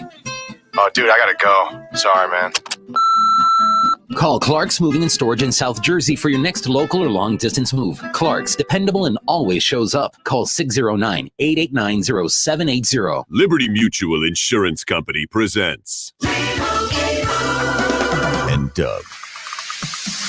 Okay, class, let's bump it up to 9. Come on, Limu, keep pedaling. We got to build our endurance to let more people know that Liberty Mutual customizes your car insurance, so you only pay for what you need. Pick up the pace, bird legs. Hey, don't talk to Limu like that. I'm not, I'm talking to you. Liberty, liberty, liberty, liberty. Get a customized quote at libertymutual.com. A message from your neighbors and friends at First Bank. We've been serving residents and businesses of Sea Isle City and the surrounding communities for more than 130 years. Today's challenges, while unique, are another opportunity to show our strength and resilience. Our commitment to you remains strong. Whether it's using our drive-through services, bank by phone, the First Bank mobile app, or online banking, we're staying strong with you. Be safe and be secure. First Bank, here for you. Member FDIC, equal housing lender. Did you know just the simple act of dressing for work can make you more productive? According to a recent study by the Wall Street Journal, getting dressed for work each morning can even improve your performance. Untucked shirts are the easy way to look sharp instantly, and they're designed to be worn untucked so you'll stay comfortable all day long. So for your next Zoom call, lose the t-shirt and grab an untucked shirt instead. It'll also be your go-to when we start returning to all the things we've been missing. Try one today at any Untucked store or at untucked.com. Untucked shirts, designed to be worn untucked. You can watch the Sports Bash live now on Facebook, YouTube, and Twitter. Search 97.3 ESPN or visit our website, 973ESPN.com. All right, we're back. 428 Sports Bash, 97.3 ESPN. Durso will join us at 4:40 today. Little Flyers insight. They had a great weekend. I thought that Buffalo team was disinterested both days. I mean, they didn't want to be there both days. It was horrible. Now, earlier I made a comment that they looked like the worst team in the league. They are the worst team in the league, record-wise anyway. I don't know if that talent-wise they're the worst team in the league, but record-wise, they're the worst team in the league. All right, more football in 2021. Here's the details. Now, this is interesting. The NFL is planning for a 17-game season this year. We've been hearing about this 17-game season, I feel like, for 20 years now. Well, it looks like that we are going to get a 17-game season. But here's the thing. It looks like it's going to push the Super Bowl back. So we are going to have football back. Super Bowl 56 looks like it's going to be February the 13th next season. You know, when I was growing up, the Super Bowl, my birthday is January 24th. And we would typically be right around my birthday. I've had the Super Bowl on my birthday a few times growing up. Then it moved to the 2-week thing. And it would be like either February 1st, 2nd, 3rd, somewhere in there. Now it moved. We're going back to February 13th. It would be the latest dates ever for the Super Bowl. Now, there's also a lot of speculation that the game was going to be pushed back this year. But, of course, there was no problem. So this year coming up, February 13th is when the date would be for the Super Bowl if this all goes through. But here's another part. It's that if they add a 17th game, it would be 4 cross-conference opponents that you met in 2019 that finished in the same place in their division as you did. So in other words, you would get the AFC East against the NFC East. So I'm imagining the Eagles, who finished in last place, would face the Jets in this consideration, right? If they add this game to your schedule, the Eagles would end up playing the Jets. So I've talked about how bad the Eagles' schedule is in terms of the opponents that they have faced or that are on their schedule this coming year. None of them, 13 of the 16 opponents, 11 of them did not make the playoffs, and then 2 games against Washington, who made the playoffs but wasn't very good. You put the Jets on that roster, that just adds another one to the mix. Now, another possibility with this whole thing is there could be a Monday wild card game. How about that? They are talking about playing a wild card weekend game on Monday Night Football. And another part of this whole thing is that ABC, which is ESPN, ABC, would be in the Super Bowl rotation. So you got that whole thing coming into the mix. But there's a lot going on here with the possibility of this new. If you're not like a business of sports type of fan, like I'm one of those guys. You know, I follow John Arand from Sports Business Journal. I pay attention to all these things. I love watching this stuff. But the NFL, Fox deal's up, CBS's deal is up, NBC, they're all up right now. So they're all renegotiating this deal. There's a lot of talk that ESPN might just back out and get out of the NFL altogether and if they don't get the Super Bowl as part of the rotation.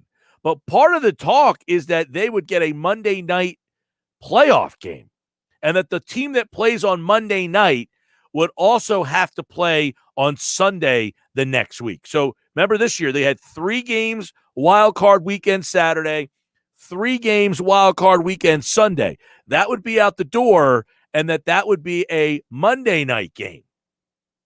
Now, I don't know if they would take it off Saturday or they would take it off of Sunday, but that's another thing that they're talking about, is that they would put this game on Monday night. Now, I think that's very interesting. Another thing that is going to be very interesting, and that is that the NFL is looking to add another Christmas Day game.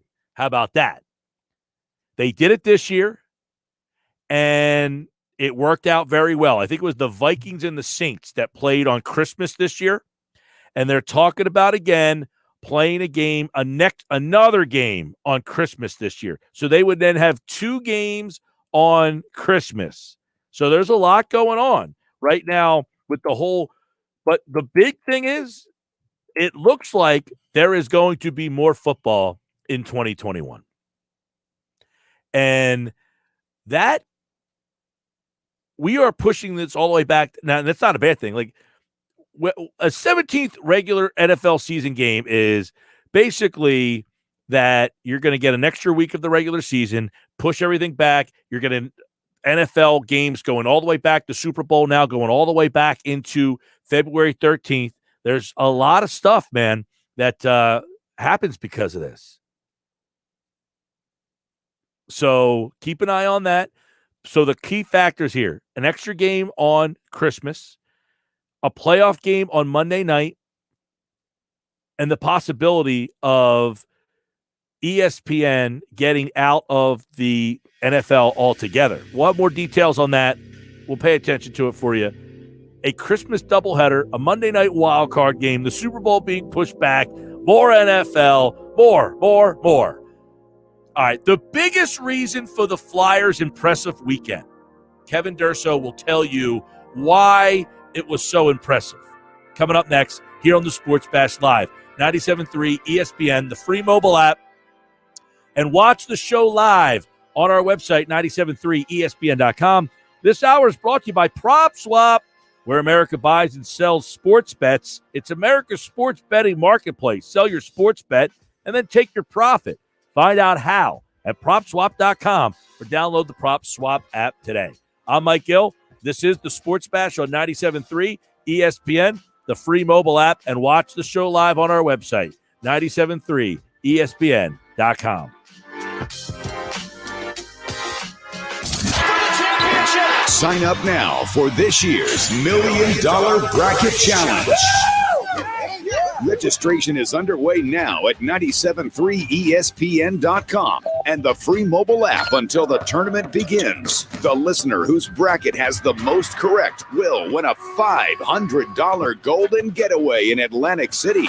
Thanks to our friends at GoldenNuggetSports.com. And the top 20 listener brackets will receive a free bet at GoldenNuggetSports.com. So register for the $1 Million Bracket Challenge. Hell yeah! Now at 973ESPN.com or the free mobile app. Must be 21 plus to place a bet. Only available in New Jersey. Free bets are for online sportsbook only. Please see website for terms and conditions. A national championship! So head to 973ESPN.com or the free mobile app and register for the $1 Million Bracket. Switch to T-Mobile for Business and get up to 90 days of service free via virtual rebate on your business plan. You get a great deal, the largest 5G network, and first-class benefits like Microsoft 365 on us. It's better for business and only with T-Mobile for Business. Limited time offer. Stop in-store for details. Plus taxes and fees for some plans. Virtual Express MasterCard within 8 weeks of receipt of valid submission. Complete port within 60 days. See T-Mobile.com for 5G devices, coverage, and plan details. Hey, sports bettors, it's Mike Gill, and I wanted to share with you how I've been cashing in on the PropSwap sports bets resale app. On average, sellers on PropSwap have been making $500 a month. It's easy. Just post all your betting tickets for sale on PropSwap and let them find you a buyer. Listing your ticket is always free, and if it sells, great. But If not, the bet is still yours to keep. If you're not selling sports bets on PropSwap, you're missing out on incredible side hustle. Start making extra money today by downloading the PropSwap app and selling your sports bets. When's the last time you looked at your bathroom? Second thought, you might not want to make eye contact with that old faucet. It's time to head to Lowe's for some home improvement. Choose from stylish brands like American Standard, Delta, and Style Selections, and transform your before bathroom into an amazing after bathroom. Woohoo! You can't see her, but she's high-fiving herself. Don't just do it yourself. Do it for yourself. Stop by Lowe's or visit lowes.com/DIFY for vanities starting at $99. Valid through 3/31 U.S. only. Today just got a little more exciting because you have the chance to win $123 million with Powerball. Talk about a way to really shake things up. So keep it interesting and take your shot because anything can happen in Jersey. What's it doing? Designing my new 2021 Nissan Kicks online in the Kicks Color Studio. I give each a special name. This one's electric blue, orange, red, white. I call it the gumball machine. You think it's me? I feel like you're more of a red velvet guy. Limitless possibilities. With over 100 million available color combinations and Bose Personal Plus system in the boldly new 2021 Nissan Kicks. Bose is a registered trademark of the Bose Corporation. Color combinations include interior and exterior colors. Customization is an available feature subject to availability at participating Nissan dealers. See dealer for details. You have the choice, whether it's going out for dinner or ordering takeout at a local restaurant or buying that new outfit from a local boutique. Those choices help to put money back into your community. And Town Square Media South Jersey puts a spotlight on local businesses. Ambient Comfort Heating and Cooling Professionals. AmbientComfortNJ.com. Filling Marble and Tile Outlet, Philadelphia Avenue and Route 30 in Egg Harbor City. FillingMarble.com. Dennisville Fence, serving you since 1952. Be the envy of your neighborhood. East Coast Roofing, Siding, and Windows services all of South Jersey. If you call, they'll show up. Call East Coast today at 609-646-1444. Online at eastcoastroofing.com. Comfort Now by Bob McAllister. Improve the comfort in your home. Call 609-400-1005 and ask about discounts and rebate incentives. Visit iwantcomfortnow.com. Thank you for supporting your local businesses. From Town Square Media, South Jersey. Now, back to the Sports Bash on 97.3 ESPN. All right, a Monday edition of the Sports Bash, 97.3 ESPN. What's the biggest reason for the Flyers' impressive weekend? Was it the fact that the Buffalo Sabres are the worst team I've ever seen? We'll ask Kevin Durso, our Flyers insider. I don't know if they're the worst team, Kevin, but they certainly did not appear that they were all that excited about being there either game this weekend. So we'll get into that as Kevin Durso, our Flyers insider, joins us here on the Boardwalk Honda Hotline. This out brought to you by PropSwap, where America's sports betting marketplace. Sell your sports bet, take your profit, find out how at PropSwap.com. Durso's here, little Flyers in the house as the Flyers take center stage for the next couple of weeks. They're going to be in, feels like a couple of weeks, couple of days.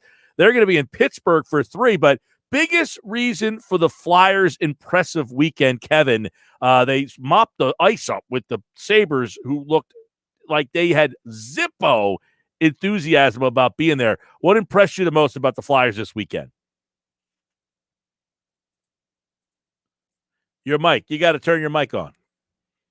There we go. Came on, prepared, muted, and then he did not. Yeah, I would say the defensive play was the most impressive thing because this was as sound as I think we've seen them so far. And they've gotten a lot of the pieces back that they need to get back. But realistically, you know, we were hearing the questions about the goaltending, what's going on with Carter Hart. And I kind of just said, you know, they'll believe in him because they have all along. It was just one of those situations for him, and Boston kind of has his number. And then I basically kept defending the fact that he's played well against every other team in the division so far. And when you put him against Buffalo, there you go. You got the result you were looking for. Brian Elliott's been outstanding against Buffalo all season. He does well as well. But I think that really, you know, when Justin Braun came back into the lineup, they mixed some things up. Eric Gustafsson played one day, didn't play the next. Phil Myers was in and out. That, to me, you know, the way that all 7 of those guys played collectively over the course of the weekend was really one of the big things. Shane Gostisbehere had an outstanding weekend. Ivan Provorov just continued to play well. I think that really was the key to the success of this particular weekend. Yeah, now you just mentioned the defense. This is something that, you know, because of the COVID and all different things, they haven't had a full brigade of guys. They're finally, where are they now with the health of this team as they go into this 3-game road trip, I guess, in Pittsburgh. Yeah, they're getting very close at this point. And basically, everybody was back over the weekend at this point, and I kind of thought it was a bit of a surprise just because, basically everybody had one practice day, and it was right back into the lineup. We saw that with Claude Giroux. Justin Braun came off of the COVID list and didn't play in that first game, so we knew he was good for the weekend. But then it was Jake Voracek, Scott Lawton, Oscar Lindblom, all back right away, had one day of practice, and jumped right back into the lineup. And we're probably going to see the same thing quite possibly with Travis Konechny. He was officially off the COVID list yesterday. He skated today before heading out to Pittsburgh to join the rest of the team. So there's a possibility he's considered a game time decision for tomorrow.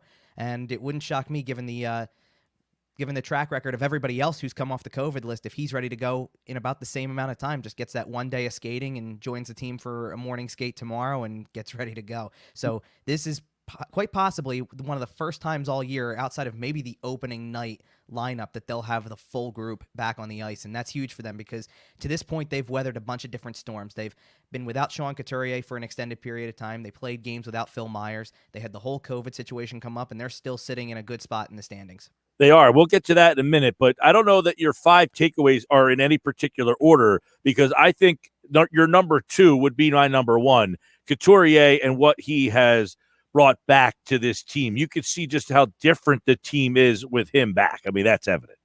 Yeah, I mean, how much has this team missed him and in general? It's just his presence just makes everybody play better in both areas of the ice. They're better defensively because he's out there, but you saw the offensive effort that he gave on that goal yesterday. That first goal where he's out hustling, he's out working Jack Eichel, and he's getting the positioning he needs, makes a play, is on the receiving end of the rebound there, so he's got a wide open net to score into, and he's got now a 6-game point streak, points in every game he's played since returning from that injury, and in total that's 10 points over the course of that time, and he's been producing at the level that people expect. But I think that really the big thing is how much his energy just rubs off on everybody else from the defensive side. Now we're seeing the forwards play better defensive structure. Now we're seeing the team have a shoot-first mentality and get more shots on goal in games, limit shots defensively. We're seeing it all come together. This is as close to the team that I remember seeing about a year ago, almost exactly at this time, as we've seen in that entire year since. It wasn't like this in the playoffs for them,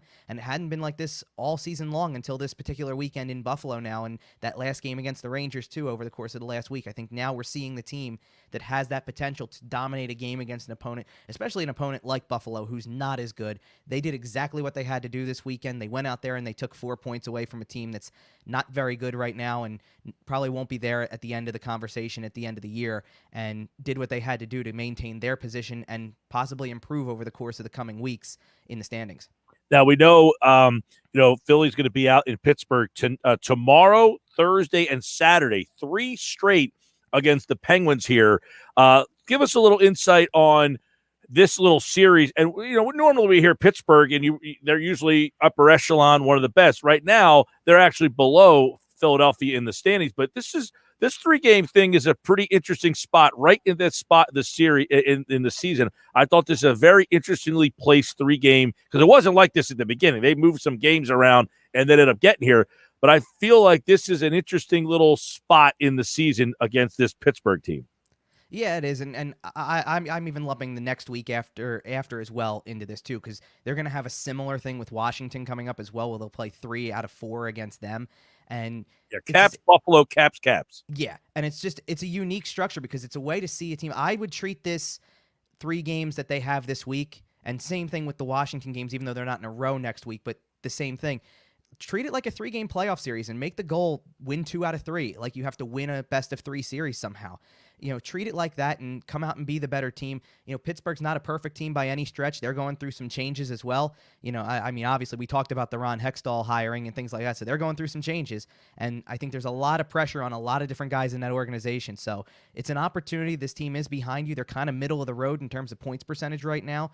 And they've been a hard team to get a read on too, because they have some good success against other teams. They've played Washington really well all year, but we haven't seen them since the first 2 games of the season, so it could be interesting to see how they look now compared to what they were then, because they were just getting their feet under them. They kind of looked like they did in the playoffs over the summer, I should say, when they didn't look like they had anything for anybody, and that's why they were out of the playoffs so quickly against Montreal. That's the way they looked in those first 2 games of the season as well. But now you're kind of into the heart of the season right now. These middle games, the middle 28 of the 56 here is really where you're going to determine your placement. So that's why it's important for the Flyers to keep doing what they're doing and try to now take that game that they just played against Buffalo and the game they played against the Rangers earlier in the week. Make that translate over to these top teams, these the Pittsburghs, the Washingtons. Whenever you get down the line and play the Islanders and the Bruins again too, that's what you need to translate over, because that's the effort that beats those teams.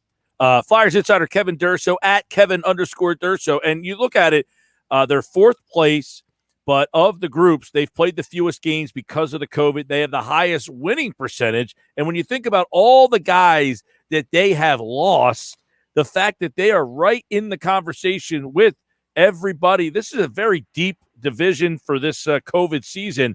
I think it kind of gives you a little indication of where this team can be. But my question, I guess, for you is, are they on par with the team that was in the bubble last year that won those games? Do you think this team is better than that team that was down in, or I guess up in Toronto? I mean, that's a really tough question, and it's really hard to get a read on it completely without everybody there. That's why I said this next couple of weeks is really going to tell me a lot, because now you're getting everybody back. So if I see the entire full lineup and I'm seeing the performances I saw late February, early March of a year ago into the bubble, then I'll make a judgment call on that and be able to tell you for sure, yeah, this team might be better than the one we saw a year ago, because the younger players are taking that step and they're really finding their form at the right time of the season in the middle and starting to get into a rhythm. They're establishing their place in the standings. The good news for them right now is like you said, they haven't played with a full lineup yet. They've gone through all of these situations, the COVID situation, losing a guy like Couturier for 3 weeks, and they're still the leading team in that division in terms of points percentage right now, which is astounding, quite frankly, because there's no reason why they shouldn't have fallen apart without Couturier, or in those games where they didn't have half of their lineup. There's no reason why they shouldn't have. I mean, we saw the game against Boston in Lake Tahoe and what happens when you put an elite team like Boston out there with everybody and a team with half of a roster. So it's so lopsided. So now that's why I'm really looking forward to the next time they do play Boston, if they have a full lineup, because we haven't seen it yet. And I mean, that's a little ways down the road. They don't play Boston again until April now, and there's so many games in this month of March with all the restructuring and rescheduling and things like that. But now we get to see them against some of these top teams and really get the chance to see what they look like with that full lineup. All right, Kevin, we know the trade deadline is way off. It's April 12th in the NHL, but watching this team over what we've seen, it's kind of hard because of a lot of the players missed, but is there something that stands out definitively of this is what they have to look for to improve this team? It's probably the same thing we've talked about all year. If they can find a true top 4 defenseman who can jump in and kind of be what Matt Niskanen was a year ago, then that would probably be the piece that would really set them apart and help them take that next step. Because, right now they're getting the goaltending, and it's not just Carter Hart this time. It's both goalies, because Brian Elliott's been outstanding this season. So they've got the goaltending tandem that keeps them right in game no matter who's playing. Defensively, they've been better over the last couple of games, and they've shown what they can do. And I'm not disappointed with what they have at the moment to an extent, because Shane Gostisbehere has come back better every game, it seems like. And he's talked about keeping it simple, and now the offensive side is coming around because he hasn't been as much of a defensive liability as we thought. So that's been okay, but if they can add one more piece there, because the forwards, they're deep at forward. You see what happens when they put some guys in different combinations like that. They threw the 3 guys who came off the COVID list, Jake Voracek, Oscar Lindblom, and Scott Lawton, onto a line together for these 2 games back, the first 2 games back from their time on the COVID list. Right. And all 3 of them helped out and scored a goal. Lawton got the payoff at the end, and that was the 3rd goal of the Saturday game. And it seems like these guys just click really well at forward. We've seen the emergence of Joel Farabee, the resurgence of James Van Riemsdyk, the continued steady play of Sean Couturier, and that's formed a nice top line. So Claude Giroux's not the central guy anymore. He's now on the second line. Kevin Hayes is delivering what he usually brings, good two-way ability. And they've got a lot of pieces at every single position up there. So I think that's the key. It's the top 4 defensemen if they can get one. Yeah, and find it at the right price. What do you make of this emergence of JVR? I mean, he leads the team, if I'm not mistaken, in goals, assists, and points, right? I mean, I think he leads the team in all 3. He does, and I don't think anybody saw this coming. I mean, I think we all kind of expected Sean Couturier to pick up where he left off a year ago. I had told you guys at the very beginning of the season, Joel Farabee was one of my guys to watch as a breakout player, and he's delivered on that. But I did not think that James Van Riemsdyk was going to be a guy who we would think about putting on the top line like that and think about him being the team leader in every category when it comes to scoring. But he continues to be at the right spots. He had some tough luck last year, and that's unfortunate for him because he's typically a guy who easily, in the amount of time that they played, they didn't get the full 82, and so they got close to that. They got about 3/4 of the way in, and he would typically still at least score 20, 25 goals in that time, and he wasn't quite there with that, and he was still struggling to find a way to finish in a lot of those situations, particularly on the power play. He's doing that this year, and he's making it really hard to figure out how you're going to play this expansion thing when it comes down to the end of the season, because I think a lot of people were ready to just move on from him, chalk it up as a bad signing, a guy who doesn't fit the role and doesn't fit this team going forward. And now I think people are changing their minds. They're seeing a guy who is pretty much every single game giving you something. And I don't think it's even, the goal scoring is expected of him. It's the assists and the playmaking that's really stood out, because that's normally not his game, but he's been such a good all-around player this year. He seems faster to me. He seems like he's got better vision, and he's setting guys up even more often than I remember. So he's really been the total package for them. He's Kevin Durso. Flyers are going to be busy. Tuesday, Pittsburgh. Thursday, Pittsburgh. Saturday, Pittsburgh. Sunday, Capitals. Tuesday, Buffalo. Thursday, Capitals. Saturday, Capitals. So they got a busy stretch. He'll be busy, as always, at Kevin_Durso, and he, like all guests, appeared via the Boardwalk on the hotline. Durso, we got matching jerseys. You got a Durso jersey. I got a proper. Yeah, I hear you there. Nice. Yours is what number are you back there? 20? Yeah, it was 20. That was the jerseys in the pictures that I had showed you with the from before the wedding last year. So the Mr. and Mrs. Oh, with the year you got married. There you go. Yes, 20. with the year we got married. There you go. I'm rocking the 2-6 proper over here. He's got the 20 Durso. All right, brother. I'll see you soon. Always appreciate it, Mike. Thanks. Yeah, man. Kevin Durso, like all guests, appeared via the Boardwalk Honda hotline. He'll be back, of course, on game night tomorrow night to preview that game against the Penguins. He'll be back on Thursday for the Penguins and Saturday for the Penguins. You're going to hear a lot of Durso coming up. They've got Tuesday, Thursday, Saturday, Sunday, Tuesday, Thursday, Saturday, Monday, Wednesday, Thursday, Saturday, Monday, Tuesday, Thursday. I mean, they're not getting a night off. They're cramming these games in there. All right, 5 o'clock hours on the way. This hour brought to you by my boys over at Prop Swap, where America buys and sells sports bets. Get the best odds in the country at PropSwap.com. When we come back, Aaron Nola made a spring debut today. We'll take a look how that went, because it didn't go as bad as Ivan Nova's on Saturday. Bob Wankel covers the Phillies from Crossing Broad. Next. It's Philadelphia Flyers hockey tomorrow on 97.3 ESPN and the free mobile app with Tim Saunders and Steve Coates calling all the play-by-play action. The Flyers are in Pittsburgh to face the Penguins tomorrow. Coverage begins at 7 p.m. It's Philadelphia Flyers hockey on the radio home of the Flyers in South Jersey, 97.3 ESPN, and listen live on the free mobile app. Making Moves is brought to you by LinkedIn Jobs. Every player matters, and finding the right person can make all of the difference. After Dwight Howard chose Orlando over New Jersey, the Nets turned their sights to Portland and completed a trade for small forward Gerald Williams. The trade included sending Mamadou Sean Williams and a first-round pick to Portland. That first-round pick, the 6th overall, turned into Damian Lillard. Lillard went on to win the Rookie of the Year and is a 5-time NBA All-Star. Build your winning team today. Go to linkedin.com/sports. As the basketball season rolls along, teams are already identifying the missing pieces they need to make a championship run. If your business needs some fresh new talent, LinkedIn Jobs can help. Post a job with targeted screening questions, and LinkedIn will quickly get your role in front of qualified candidates. Manage job posts and contact candidates from a single view as functions are streamlined onto one simple screen. Post a job for free at linkedin.com/sports. That's linkedin.com/sports. Terms and conditions apply. We know you're spending a lot of time at home, and maybe that home could use a little TLC. Since going to a home show isn't really a thing right now, 97.3 ESPN FM is bringing the home show to you. Local exhibitors have been setting up in a virtual show featuring the latest products and services for your home. Go to 973ESPN.com to find great articles on home improvement tips and trends. Thanks to our friends at Broadleys Plumbing, Heating, and Air Conditioning. Broadleys.net, your trusted source for 3 generations. Cleanliness and safety are essential to the success of any business. That's why Cintas has introduced our Total Clean program, a one-of-a-kind service that includes scheduled deliveries of essential cleaning supplies, hygienically cleaned uniforms, and on-site sanitizer and disinfectant services to help eliminate germs. Learn what the Cintas Total Clean program can do for you.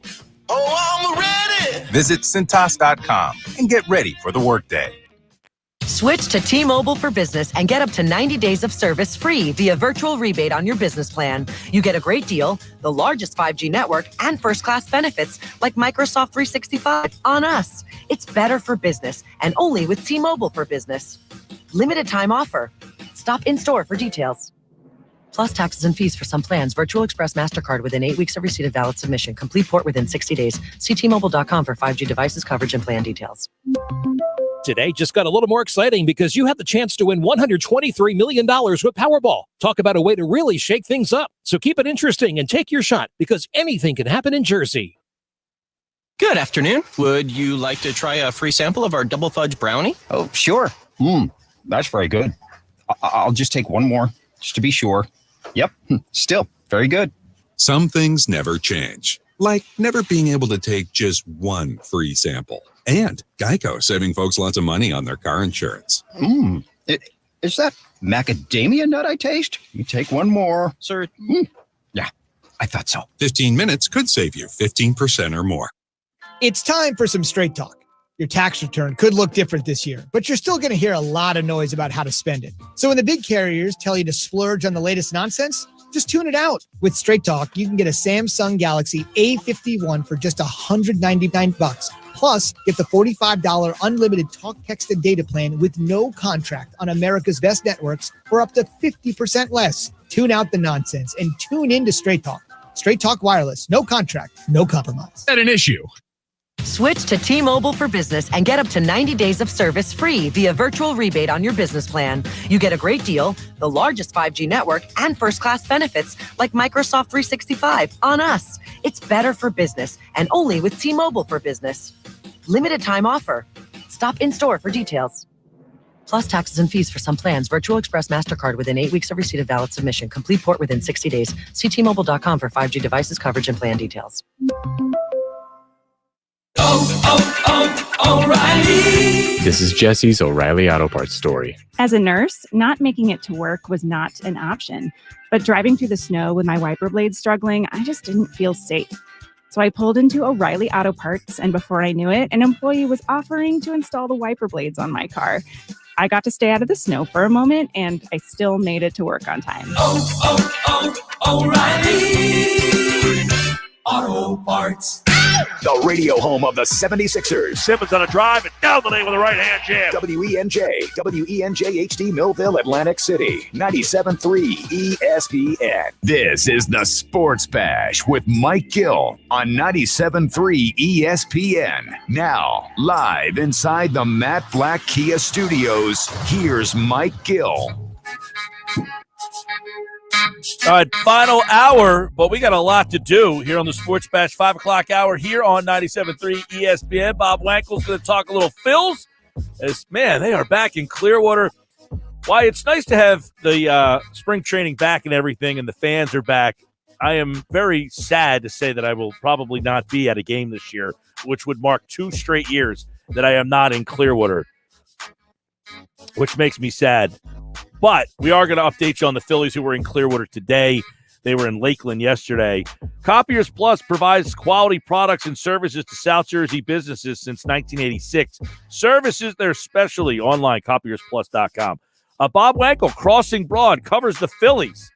And he is set to join me now on the Boardwalk Honda hotline as we're going to take a little look. The Phillies yesterday, Ivan Nova if he is trying to make this rotation, did not put his best foot forward yesterday. We'll get a little insight on the 4th and 5th spot in the rotation, where that's going to look like. And then Aaron Nola today, Bob, yes, he didn't have his best stuff either, but it's nice to have them back. But let's start with that 4th and 5th spot. Nova, is he really in this race, or is he here just as a what do they call, like a camp arm, like they do in football? I think they want to take a look at him, but he's really going to have to impress, and certainly he did not do that yesterday. He only recorded 1 out, a little over 20 pitches, walks, hits, you name it. He was just not very sharp. Now, Joe Girardi was quick to point out that he really doesn't evaluate guys the first 2 weeks of the season, spring training, I should say. So, you don't want to put too much stock in the actual results, but he was not crisp with his pitches yesterday, and it was not a very impressive first start for him. And I would say even coming in, had he been impressive, it would be a long shot for him, I think, to land one of the last 2 spots in this rotation. All right, so let's go back to the Saturday game real fast, because there was something, I guess that one of the biggest stories, I guess, is center field. Is there 4 guys, do you think? Now, we talked to you a couple of weeks ago, and we didn't really think Herrera was going to be involved. Have you changed on how much of a candidate he is? I mean, my stance on Odubel Herrera at this point is that he was a bad player for basically an entire calendar year the last time that we saw him. And so I think in order for him to make the team, kind of similar to Ivan Nova, is a situation where he's going to have to be lights out. I think that in the opportunities that Odubel Herrera gets, he's going to have to be off the charts in order to, I think, win a roster spot, let alone lock down the starting center field position here. So I think that Joe Girardi likes Roman Quinn. I think that Adam Hazley has done some work with his body over the course of this offseason to put himself in position to be a viable candidate here. And, Scott Kingery's kind of in a show-me situation too. And I think that all 3 of those guys, as things sit here right now, if you're laying out betting odds, I think they're all ahead of him. So will Odubel Herrera get a look? Yeah, probably. And is he capable? Have we seen him in the past show the potential, show the athleticism and ability to be an everyday center fielder? We have. So, I think really what it's going to come down to is, are the Phillies going to give him a real chance? They said, hey, we're going to let him sort of rehabilitate himself. We're going to see if he can prove it. But we'll see if they really give him an opportunity to do so. I would expect that we'll see him at some point in the next few days get an actual opportunity. But is he going to get the, 10, 15 games needed to really make a statement? And I would be surprised at this point. All right. So I guess the follow-up to that, Bob, would be, can they keep all 4 of those guys plus Matt Joyce? Joyce had a big day today. You would not think so. Matt Joyce had a tremendous home run out to right field today. A towering shot. I called it Stairsian, shades of 2008 NLCS. Certainly the circumstances were a little bit different. So, I don't know. I look at this and I would say that Roman Quinn or a guy like potentially Adam Hazley would be a trade candidate if they feel that they have depth. And, I think that this is a team that's going to remain aggressive. And they're going to, I think, look to maximize other fringe areas of the roster. And I don't know that you need to be 5 or 6 deep in your outfield. So, potentially, I think Dave Dombrowski's a guy that has some creativity.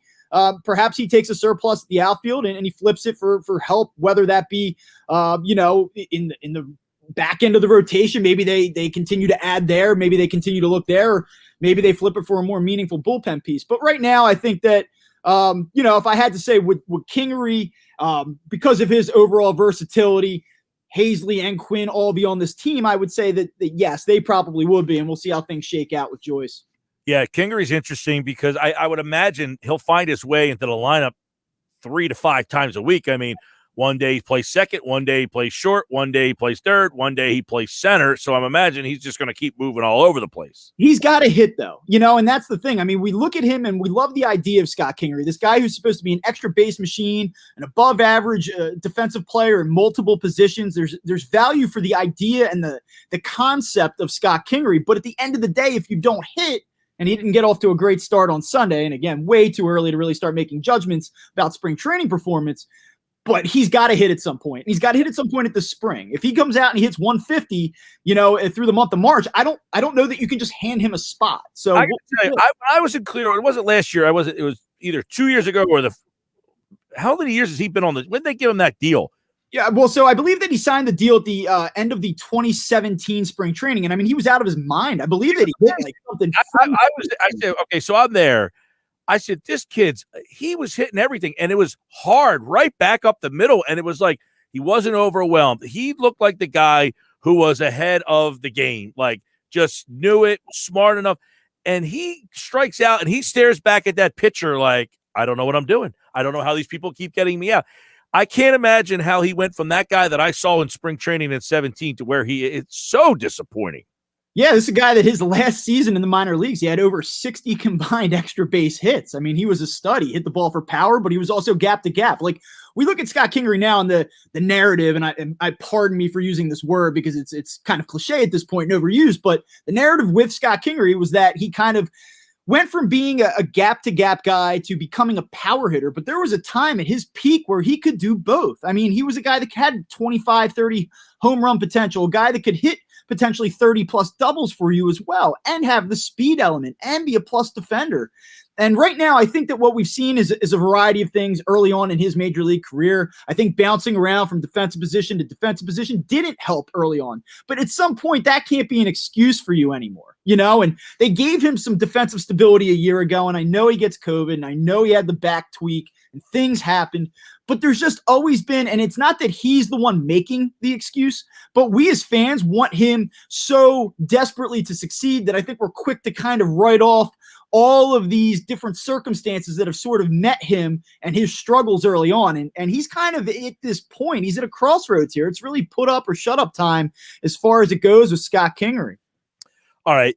We mentioned Nova and the 4 and 5. The storylines are this: the 4 and 5, who's going to win those? So you are a betting man, or you write a lot of betting stuff at crossingbroad.com. If you were setting your betting odds, the favorites to be the 4 and the 5 would be, how would you rank the guys that are there? To answer your question, I know sometimes I give these lengthy answers. I think that Moore and Anderson are the two guys that are most likely. Who they want to win.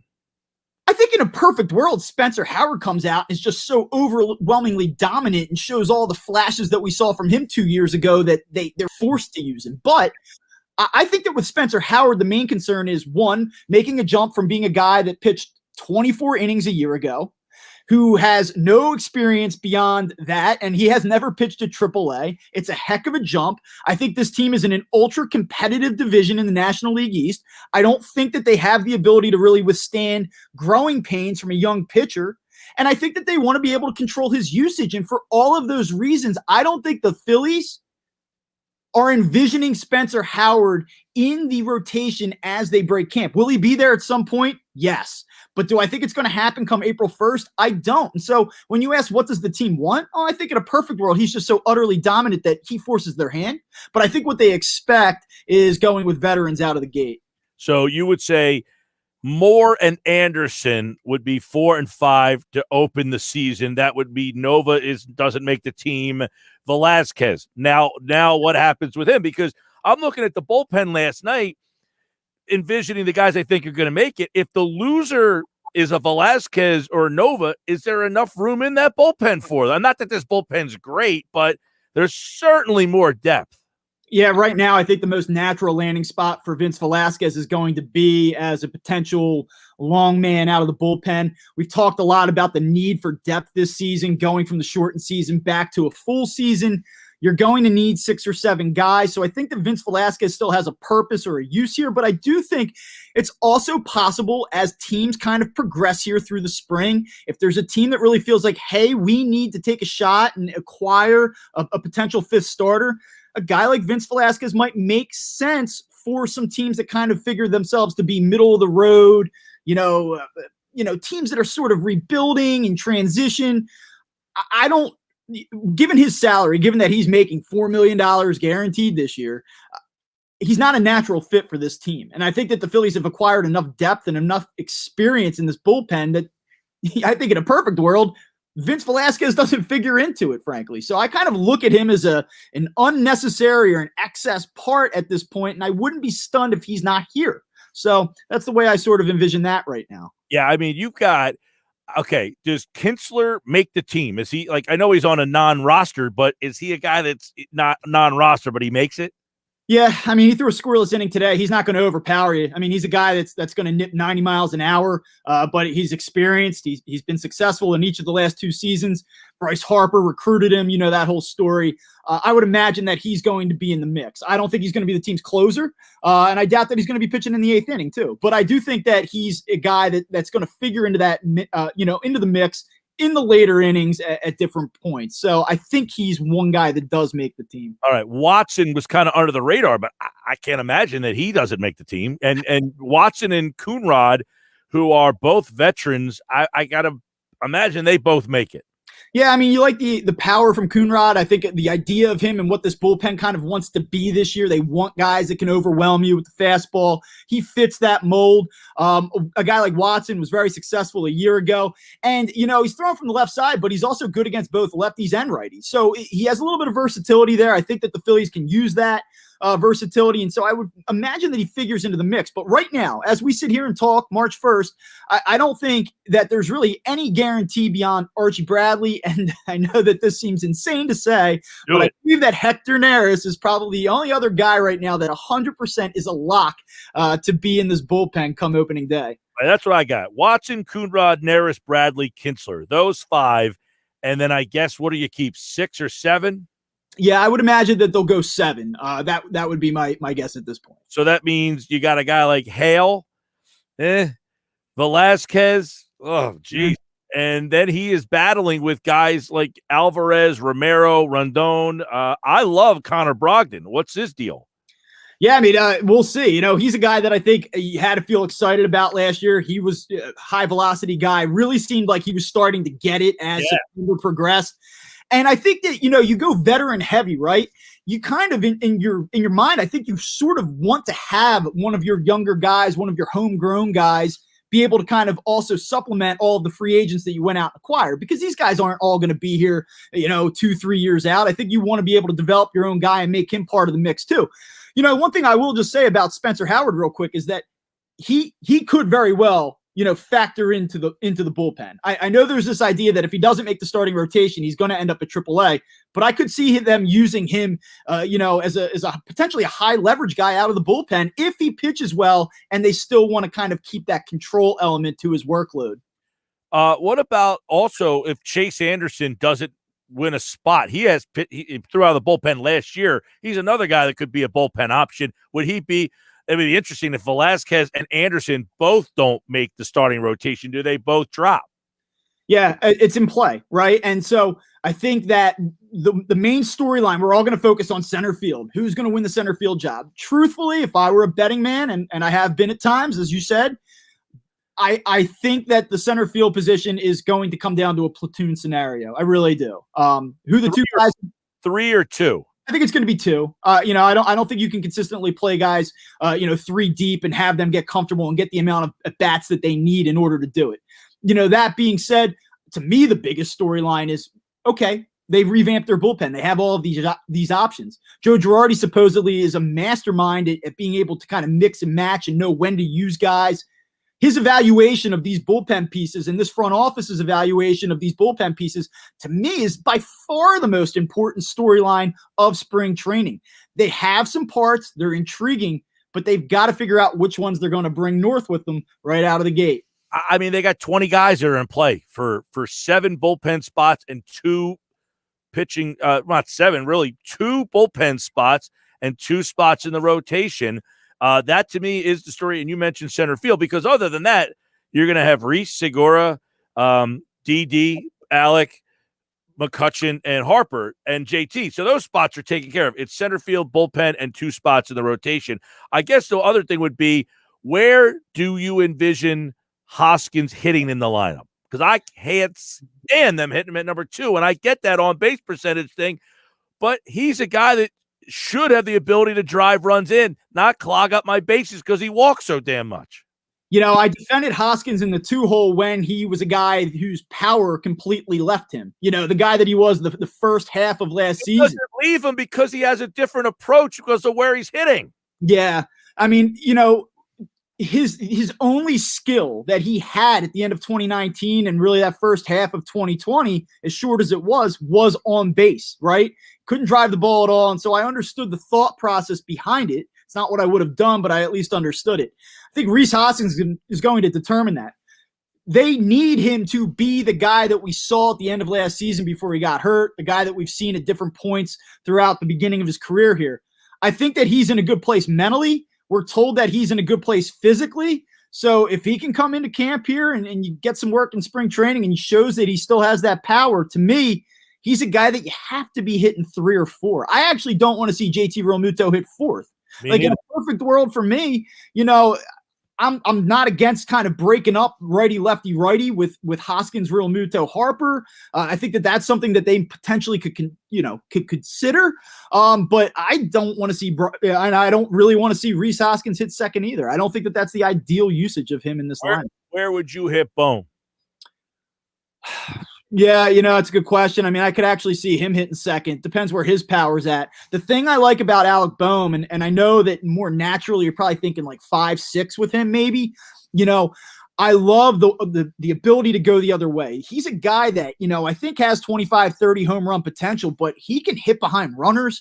Like, I'm not going to say he's Gene Segura, right? Like, he's not a slap hitter by any means, but just the ability to put the ball in play with 2 strikes, a mature approach, doesn't panic at the plate. Like, he's the guy that could generate some movement at the top of your lineup. He doesn't have the necessary speed or the ideal speed in the 2-hole, but the Phillies have shown over the last couple of years, both with, Joe Girardi and then going back to Gabe Kapler, that speed doesn't really seem to matter to them a whole hell of a lot at the top of the lineup. So Bohm, to me, is probably going to be your 6 hitter. If I had a guess right now, I could see him getting some looks in the 2, though. Yeah, I like Kutch, Harper, Bohm. Ideally, if Hoskins is the guy he was when he came up, hitting 4, JT, DD, Segura, center field. I'm interested to see if they would give Bohm a shot at 3rd or in the 3 spot, and the only reason why I say that is it's just a lot to put on a kid's plate that early on in his career. But, like we said, he seems to have this mature approach, seems to kind of be seasoned beyond his years at this point, and so maybe he can handle it. Yeah, I was impressed with him. His approach, I thought, was he gave up, I think, power to put the ball in play, drive it the other way last year. I think you might see that average dip, but those power numbers go up. But I thought his approach was for where they put him in the middle of that season and just said, go out there and play. He made them play him every day. Yeah, he was a breath of fresh air. You just watch these all or nothing guys, home run or strikeout, and just to see a young player come up and kind of be a little bit of a throwback. It was really nice to see, and I thought it brought a totally different and a much needed dynamic to the lineup. Bob Wankel, Crossing Broad, covers the Phillies. Couple quick takeaways from what you saw today. Obviously the Joyce home run stuck out. I thought Nola was okay. His velocity looked all right. I think that's the most important thing in start number 1. Roman Quinn and Adam Hazley right over the first 2 days. If you have a competition in center field, you want to see somebody go out and win it. Roman Quinn was on base twice today. I know that you're not the biggest Roman Quinn guy. Adam Hazley. I like Quinn. I thought you were a little anti-Quinn. Oh, I like Quinn. He just hurt all the damn time. Yeah, it's like, I thought that he was the guy that kind of made you rip your hair out. So no, I don't mind Quinn. It's nice to see 2 guys go out that have some pressure on them to win a job, do something with it.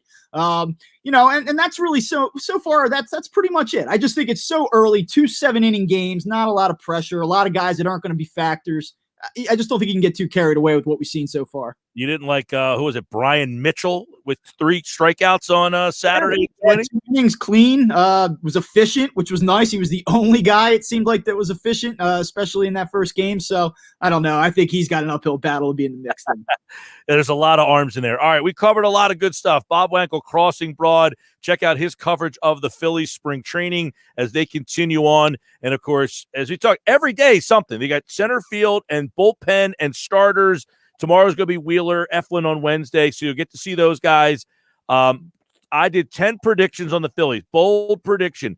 The Phillies' top 3 will be the best 3 in the division.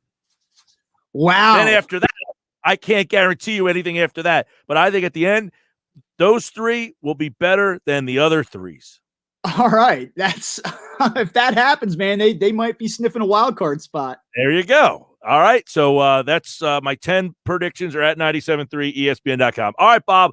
We'll catch up again soon, pal. All right, man. We'll talk to you soon. Good to see him. Bob Wankel, Crossing Broad, at Bob Wankel CB on Twitter. If you're watching the show live, his Twitter handle's up on the screen. You can follow him there. And he, like all guests, appeared via the Boardwalk Honda hotline. We plan on talking to Bob throughout the baseball season. We're both he coaches baseball still as well. I coach we get into these baseball conversations. I love talking baseball with Bob. He's fantastic breaking it down for us here on the Boardwalk Honda hotline. Sports Bash is brought to you by our friends over at Copiers Plus. They got quality products and services, and they've been doing it since 1986. Services, they're specially online at copiersplus.com. I'm Mike Gill. This is the Sports Bash Live on 97.3 ESPN, the free mobile app. And don't forget, my friends at Prop Swap. Let me tell you, talking to Luke, the founder of Prop Swap, which is a great idea, by the way.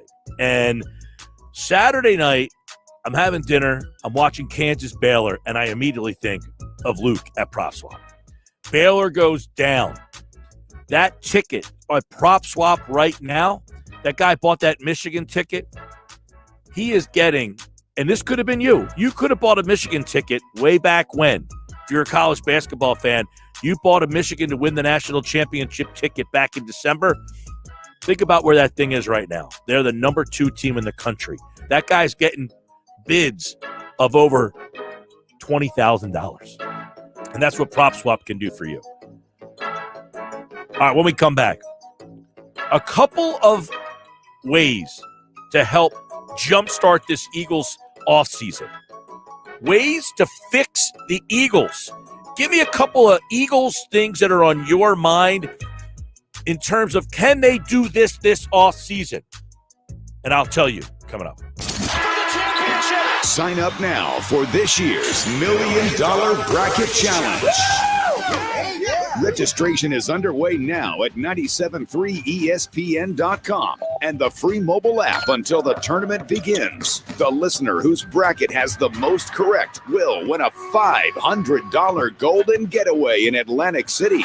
Thanks to our friends at GoldenNuggetSports.com. And the top 20 listener brackets will receive a free bet at GoldenNuggetSports.com. So register for the $1 Million Bracket Challenge. Hell yeah! Now at 973ESPN.com or the free mobile app. Must be 21 plus to place a bet. Only available in New Jersey. Free bets are for online sportsbook only. Please see website for terms and conditions. A national championship. So head to 973ESPN.com or the free mobile app and register for the $1 Million Bracket. Today just got a little more exciting because you have the chance to win $123 million with Powerball. Talk about a way to really shake things up. So keep it interesting and take your shot because anything can happen in Jersey. If you're struggling with a drug or alcohol addiction, now is the time to take action and get professional help. Call Recovery Centers of America at 1-888-RECOVERY today. You are worthy of recovery from your addiction, and calling RCA will be your first step in getting the help you need. Recovery Centers of America answers the phone and admits patients 24/7. And because safety is a top priority, all patients and staff are routinely tested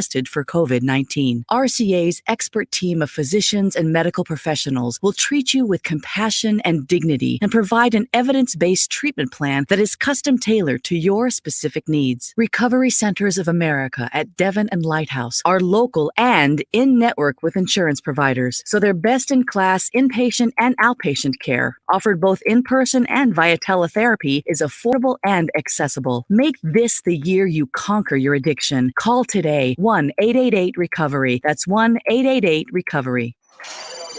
2 chocolate chip muffins coming in. Thank you. Indeed knows unexpected growth can stretch your business thin. Hey, can someone get that? Like at Claire's Cafe. To satisfy demand for takeout, she needs to get started hiring right away. I need Indeed. Indeed you do. And the moment you sponsor a job on Indeed, you get a short list of quality candidates from our resume database.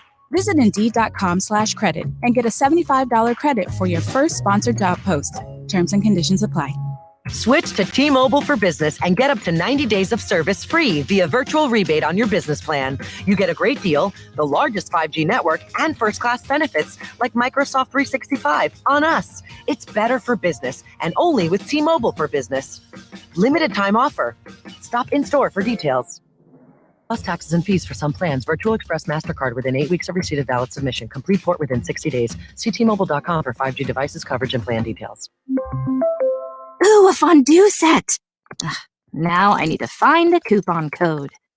Not anymore, Susan. Capital One Shopping instantly searches for available coupon codes and automatically applies them at checkout. Wait, instantly?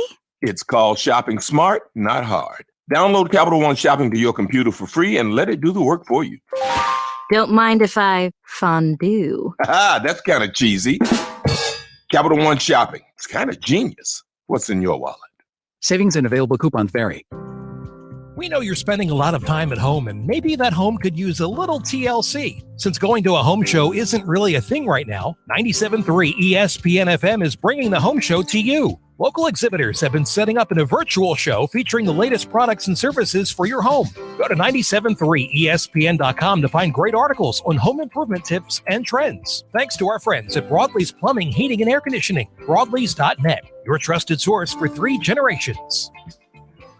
You can watch the Sports Bash live now on Facebook, YouTube, and Twitter. Search 97.3 ESPN or visit our website, 973ESPN.com. We're back, 528 Sports Bash, 97.3 ESPN.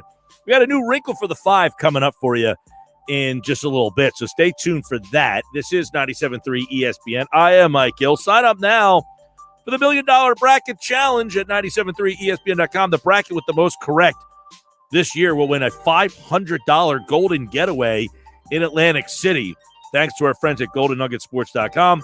The top 20 brackets this year, it's a lot of you guys, will receive a free bet at GoldenNuggetSports.com. You must be 21 or older to place a bet. Only in New Jersey. Free bets are for online sportsbook only. See the website for terms and conditions. But go to our website now, 973ESPN.com. Sign up for the $1 Million Bracket. And then on Selection Sunday, which is coming up, you will get an alert that says, all right, the brackets are active. You can fill out your brackets. And you can do that at 973ESPN.com. Dan from EHT is listening. He texted in. Says, I really don't like McCutchen or Segura playing too much. I think they're okay if they're not playing every day. Kingery is the X factor guy. They need him to hit, and then I see the playoffs. Well, here's the problem, Dan. McCutchen and Segura, you don't have a leadoff guy. McCutchen almost has to play every day because you don't have a leadoff guy without McCutchen. So he's going to be in the lineup almost every single day. Segura, Segura's, I don't have a problem with Segura. I don't know what your problem was with Segura. He had a good day today, by the way. He hits. He's not an all-star, but he's, 275, 268, somewhere in that range. I don't have a problem with Segura as, hitting 6, 7, 8 down in the bottom of the lineup. Kingery, and I talked about this earlier with my predictions, 10 predictions on the Phillies. I'm a little higher on Kingery than Bob is, but I think Kingery could have a big bounce back year. All right, Sports Bash, more text messages coming in. Mike, Tom from the Villa says, I would like the Eagles to figure out how to get more pressure on the quarterback this year. That's interesting you brought that up because I brought up to Moshe earlier during football at 4. Vinny Curry is a free agent. He's one of the 12 free agents that the Eagles have, and he mentioned that Curry could be one of the guys that ends up coming back for that reason. They only have Graham, Sweat, and Barnett. That's it. They got nobody else on the roster, and they know they can get Curry at a friendly discount, possibly. 1-year deal, doesn't wreck the cap situation, all that stuff. So I'd like them to get more pressure too. Here's the rub. We have no idea what this defense is going to look like. We know with Jim Schwartz, you're not blitzing a lot. You're getting your pressure from your 4. You're going deep into coverage. I have no idea what Gannon's defense is going to look like. You're going off of what they did in Indianapolis. He was the secondary coach there. So I don't know if this guy's going to come in and get real aggressive and be a blitzaholic. I don't know if this guy's going to go soft coverage. I don't know. I have no idea what to expect from this Eagles defense. Now, personnel-wise, I got Brandon Graham, Josh Sweat, Derek Barnett. That's it. So personnel-wise, I'm going to have to, I would imagine, I don't have a lot of linebacker depth. I don't have a blitzing linebacker. I have no safety to speak of right now. McLeod tore his ACL, right? Last year, he got hurt. What was McLeod's injury? It wasn't an ACL. What the heck did McLeod do? Did he tear his ACL again? But McLeod's coming off a pretty, pronounced injury. Mills is a free agent, so you need another safety there. Their defense right now is a disaster. He did tear his ACL. I thought so. I wasn't 100% positive, but I would imagine they need 2 new safeties because Mills, I don't think, is coming back. And if he does, all right, you got Mills, and then you're going to need to replace McLeod because McLeod coming off another ACL injury. I don't think he'll be ready for the start of the season. We talked about it with Moshe. You need a starting corner opposite Darius Slay. I would imagine you move Maddox back to the slot and let Roby Coleman go. And then you have LeBlanc and those guys play in the slot. McLeod tore the ACL on the opposite knee that he tore. So he has a second ACL. And by the way, I got some Sixers news for you. Tobias Harris is out tonight. And Joel Embiid is very doubtful. That according to our Paul Hudrick from 97.3 ESPN.com. So that's not good news either. I wouldn't be shocked if Embiid does not play tonight. I'll say that to you. But to go back to this Eagles thing, if you're talking about getting more pressure, I don't know where they're getting it from. Really, I have no idea where you think they're going to get more pressure with the current defensive situation that they have. 3 ends, no safeties, no corner, and no linebackers. Thanks for playing. This defense doesn't sound like it's going to be, look, it's March. We just turned the calendar to March. So I'm not sitting here hitting the panic button, but I think they'll fix this defense up a little bit. I think it's another reason why I would lean to go towards taking a defensive player with that pick. You got Fletcher Cox, Javon Hargrave. You still have the makings of a pretty solid defensive line with Graham, Cox, Hargrave, Barnett, like that same group that you had a year ago. The question is, how does Jonathan Gannon get his pressure? Does he just say, we want to rush 4? So that is a huge question mark there. And I think if you're expecting them to just start blitzing like crazy because they got a new coach in here, you might be sadly mistaken. Like I said, I don't know where they're getting the pressure from in terms of is it going to be Alex Singleton? Now look, if you get Micah Parsons in here, that's a different thing. Okay, now I can see you letting him loose. I'm trying to think, is there somebody I'm missing? I mean, it's March. I haven't seen the Eagles play in a couple of months now. It's crazy. The Eagles last played in December. The first week of January. It's been a while since they've actually played a game. Things moving. But we talked about it with Moshe. I mean, you're probably looking at Alex Singleton and TJ Edwards again, unless they draft Micah Parsons. You're looking at Darius Slay and whoever starts opposite him. Now, a couple names I threw. I think Malik Hooker is a guy who played in Indianapolis. You can probably end up seeing him. He is a guy who is coming off of an injury. I think he had an Achilles tear, if memory serves me, on Hooker. But he's a young guy. He played for Gannon. He probably knows he can come right in here and play because they have no talent. Tore his Achilles.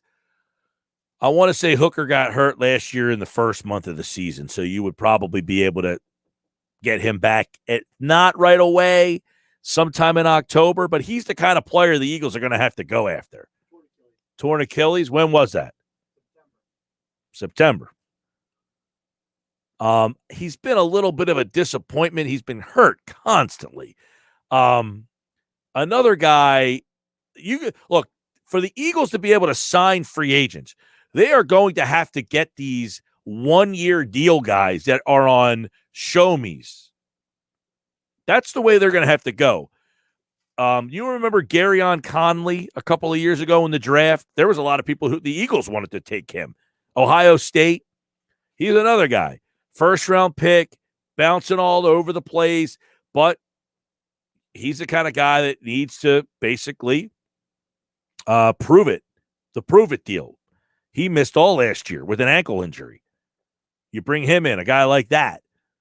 So you looking at guys that are hurt, guys that are coming off injury, but had like first-round pick status a couple of years ago.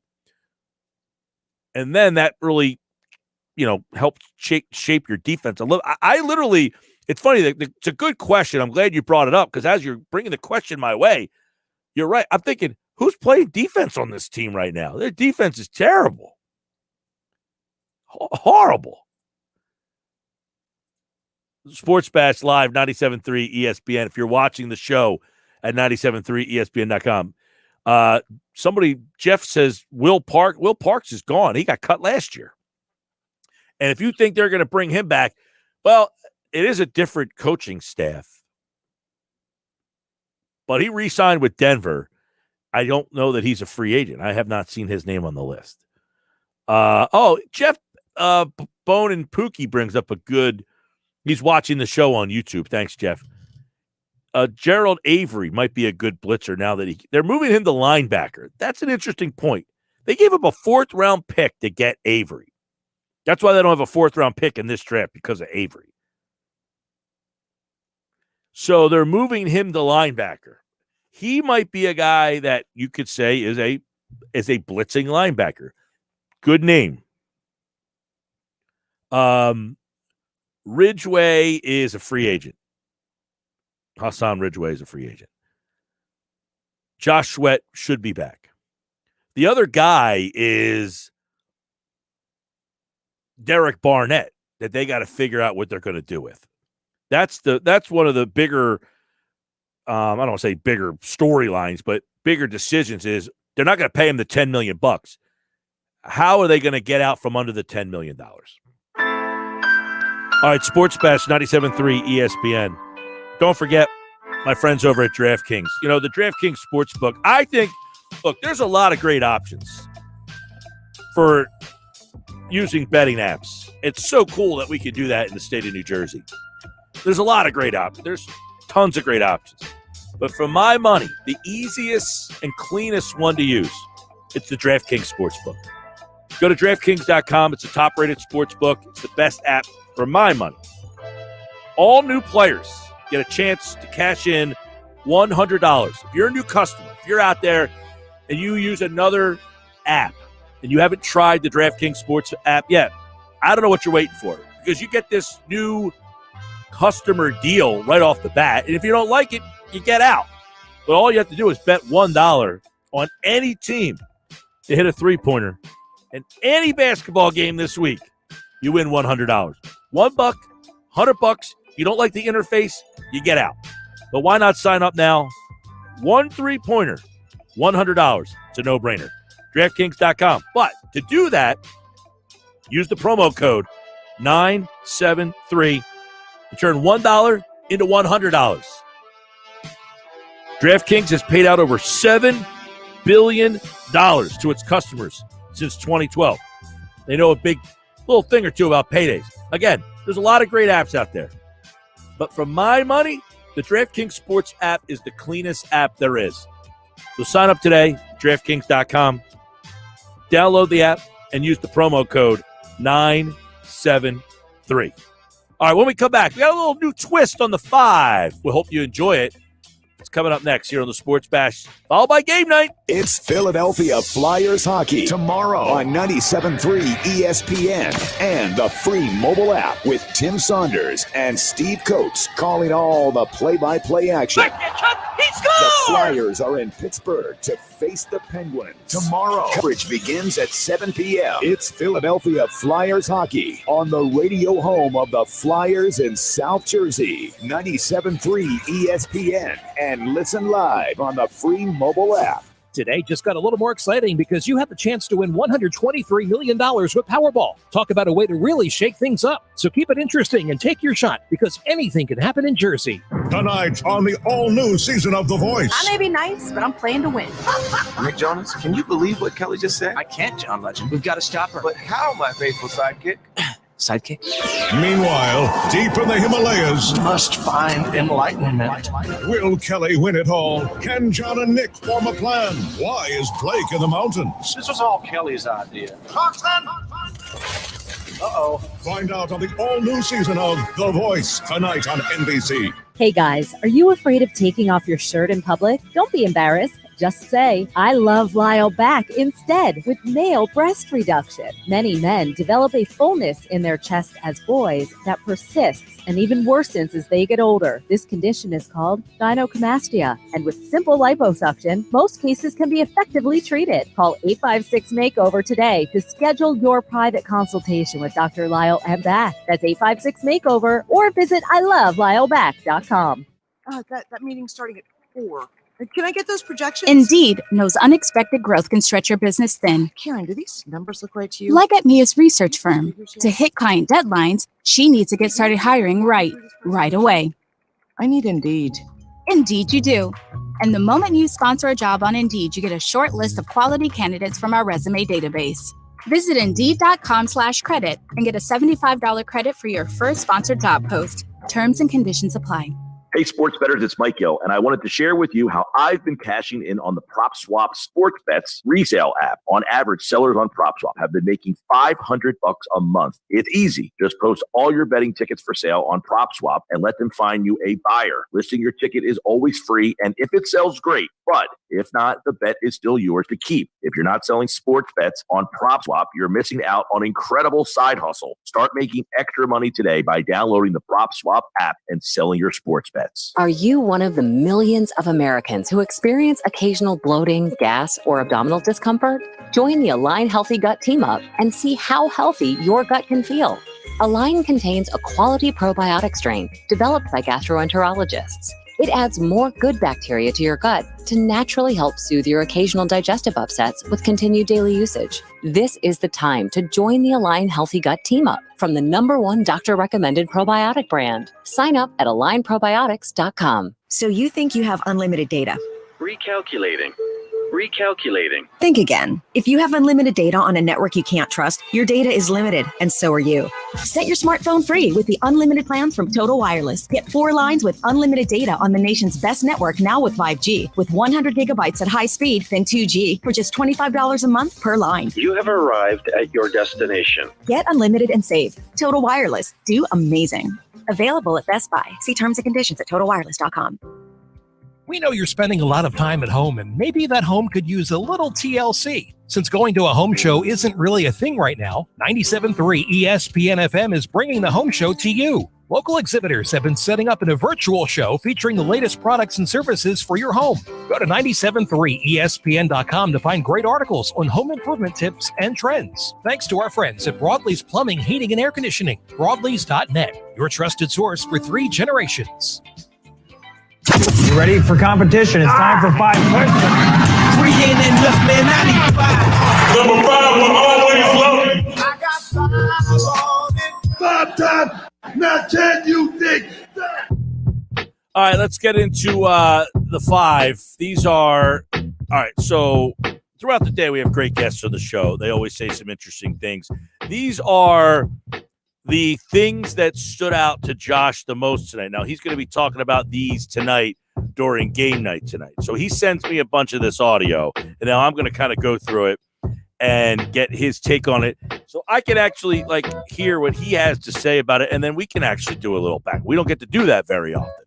So let's kind of see what some of the audio that stood out from today's show that stood out to most to you. All right.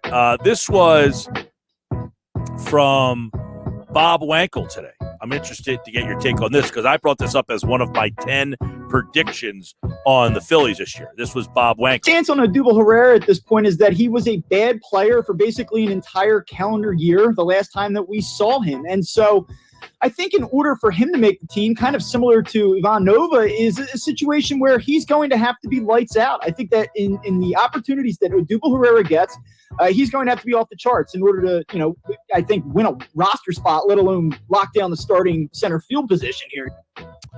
I actually have my 10 predictions that Odubel Herrera will probably, at some point, be the center fielder. When he said he has to be lights out, that he has to be perfect, that when his description of what Odubel has to do really said to me, Mike, that this guy, it's all on him. Nobody's looking for him to show up. It's all on him to get the job done. If he doesn't show up and show out, then he's got no future on this team. He's got to come in there and impress Joe Girardi. Be like, you have to pick me. You can't leave me off the team. It's like when you were in high school, we all knew that guy on the team who he ran harder, he practiced harder, and the coach looked around at the rest of us and he's like, why aren't you running like him? Yeah, right. Why can't you be? If I had 10 of that guy, that always happens. Like if you gave me 10 of the guys that has less talent, but he has more heart, right? Right. I'm not a big Herrera fan. Maybe this new lease on getting a second opportunity, though, will focus him up more. I don't know. I don't know either, but I'm curious to see what that means for him because, Bob understands he gets the vibe of the situation pretty well. And I think that sounds very clear to me that the Phillies are looking at him and saying, listen, Odubel, you want to be here, prove it. Jeff Mosher, Football at 4, said this. If they were to kind of go out and get a Marcus Mariota, who is still young and who still probably has a lot of upside and played fairly well in his limited spot last year, that might signal or indicate to you that they're not completely sold on Jalen Hurts. And, of course, if they draft a quarterback at number 6 overall, that would indicate to you the same. And so we kind of have to sit back and watch what they do. All right, so that's interesting. Like if they brought a Mariota in here, does that say they don't like Hurts as much? Or I read that as, hey, we just want to give you the best competition. We don't want to just hand you the job. But if you beat out Mariota, that says, you want it. Yeah, I feel like what Jeff is pointing to is the fact that, remember, Sirianni wasn't here when they drafted him. That Howie Roseman is, again, what Howie Roseman said last year, but not applied this year, right? Howie Roseman said last year they couldn't let him go by. Well, maybe now the team has evaluated him more. And now they have a better idea of what they're working with. And maybe whether it is Mariota or a Ryan Fitzpatrick or whoever it may be, maybe this team is looking at the quarterback situation saying, we are trying to make sure that whoever the starter is, they're the best option. And maybe that isn't Jalen Hurts. Maybe we want it to be Hurts, but we're preparing for if it isn't. See, I like Jacoby Brissett. I just don't know that they can get him in here because I think Brissett is a guy. I don't know. You're not winning the Super Bowl with him. You can make the playoffs with him. Also, as you mentioned earlier, Mike, he's the guy who walks in the room and says, I know the offense. He's a little like Chase Daniel. Remember Chase Daniel went his first year? Hey, I know Doug's offense. Listen to me. Well, and that's why Andy brought Doug with him from Green Bay to Philly and gave him the starting job while Donovan was learning. You don't have to do that with Hurts so much. You can have him be the starter and have Brissett be kind of the teacher. I like Jacoby Brissett, though, even if, look, he can play. He's not a bum. I mean, he's not a stiff that can't play. He started for the Colts a couple of years ago. They almost made the play. I think they went 9-7. So he has shown he can win games in this league. And he's showing with two different franchises. Remember, he won with the Patriots. He won with the Colts. He's a guy who can, if you need him, he can get the job done if you need him to. All right. Paul Hudrick during Inside the Sixers today. There is something to that, Mike, that in the past, yes, smaller guards. You mentioned Dinwiddie's a good one. He's a guy that's killed them in the past. But I think they've done much better against that, especially in the pick and roll. I think they've been significantly better against the pick and roll this season. Some of that has to do with some defensive adjustments they've made. But I wasn't as overly concerned as maybe some people were, because when you look at the numbers at the end of the game, Sexton and Garland really didn't kill them. So Hudrick says that the guards in the past killed them, but that Sexton and Garland didn't. I mean, they had monster nights. One had 27 shots. The other one took 24 shots. They both scored over 20 points.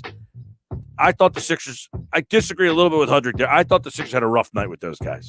They did, but I thought the point was interesting. He's saying that, look, this was a weakness in the past. Maybe it's not as bad as it used to be, and you have to wonder – maybe that's where the team focuses. They go out and get a Lowry, a George Hill, a one of those guys who, a veteran guard who can come in during the bench minutes with Shake Milton and give a little security to that backcourt, because you can't ask Ben Simmons and Matisse Thybulle to guard everybody.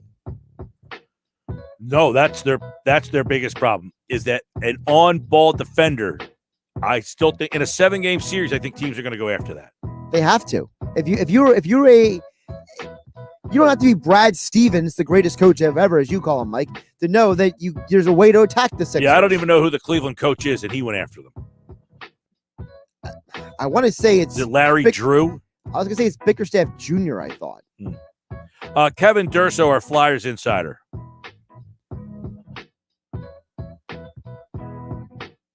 We were hearing the questions about the goaltending, what's going on with Carter Hart. And I kind of just said, they'll believe in him because they have all along.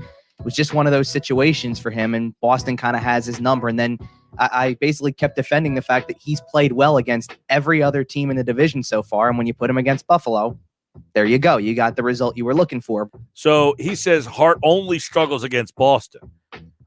It's a very interesting conversation, because Durso and I had this conversation a few days ago. And I asked him, like, Kevin, what is going on with the goaltenders? Don't they need to play Brian Elliott more? And he says, well, I think they need to play Elliott more to give Carter Hart a break. And what you saw from Carter Hart was, I think he was rejuvenated yesterday. Well, they're almost in like a 50-50 split right now. Right now they are, yeah. And before the season, Durso told us, he said, listen, I think Carter Hart needs to be 66%. Right now, they're closer to 50%. I think part of it is because they're playing Boston so many times, and maybe that's the key. Maybe get Hart away from Boston. He's got to play them. You can't, if they get matched up with them in a Boston in a playoff series, you can't just say, oh, you don't play well against Boston, so you're not playing. No, but maybe well, first of all, I don't think you should have played in the Lake Tahoe game. I know Durso disagrees with me on this. To me, I would have played Brian Elliott, because the conditions were a dumpster fire. The situation was a mess. There was no reason why to put him out there in that situation. They chose to. They had to pull him. All right, Bob Wankel on Spencer Howard. In a perfect world, Spencer Howard comes out and is just so overwhelmingly dominant and shows all the flashes that we saw from him 2 years ago that they're forced to use him. But I think that with Spencer Howard, the main concern is, one, making a jump from being a guy that pitched 24 innings a year ago, who has no experience beyond that, and he has never pitched at AAA. It's a heck of a jump. I think this team is in an ultra-competitive division in the National League East. I don't think that they have the ability to really withstand growing pains from a young pitcher. There you go. So I agree with Bob that it's almost like my prediction. I don't think he will start in the rotation, but I think by the end of the year, he will have been pitching so well wherever he is that they will bring him up.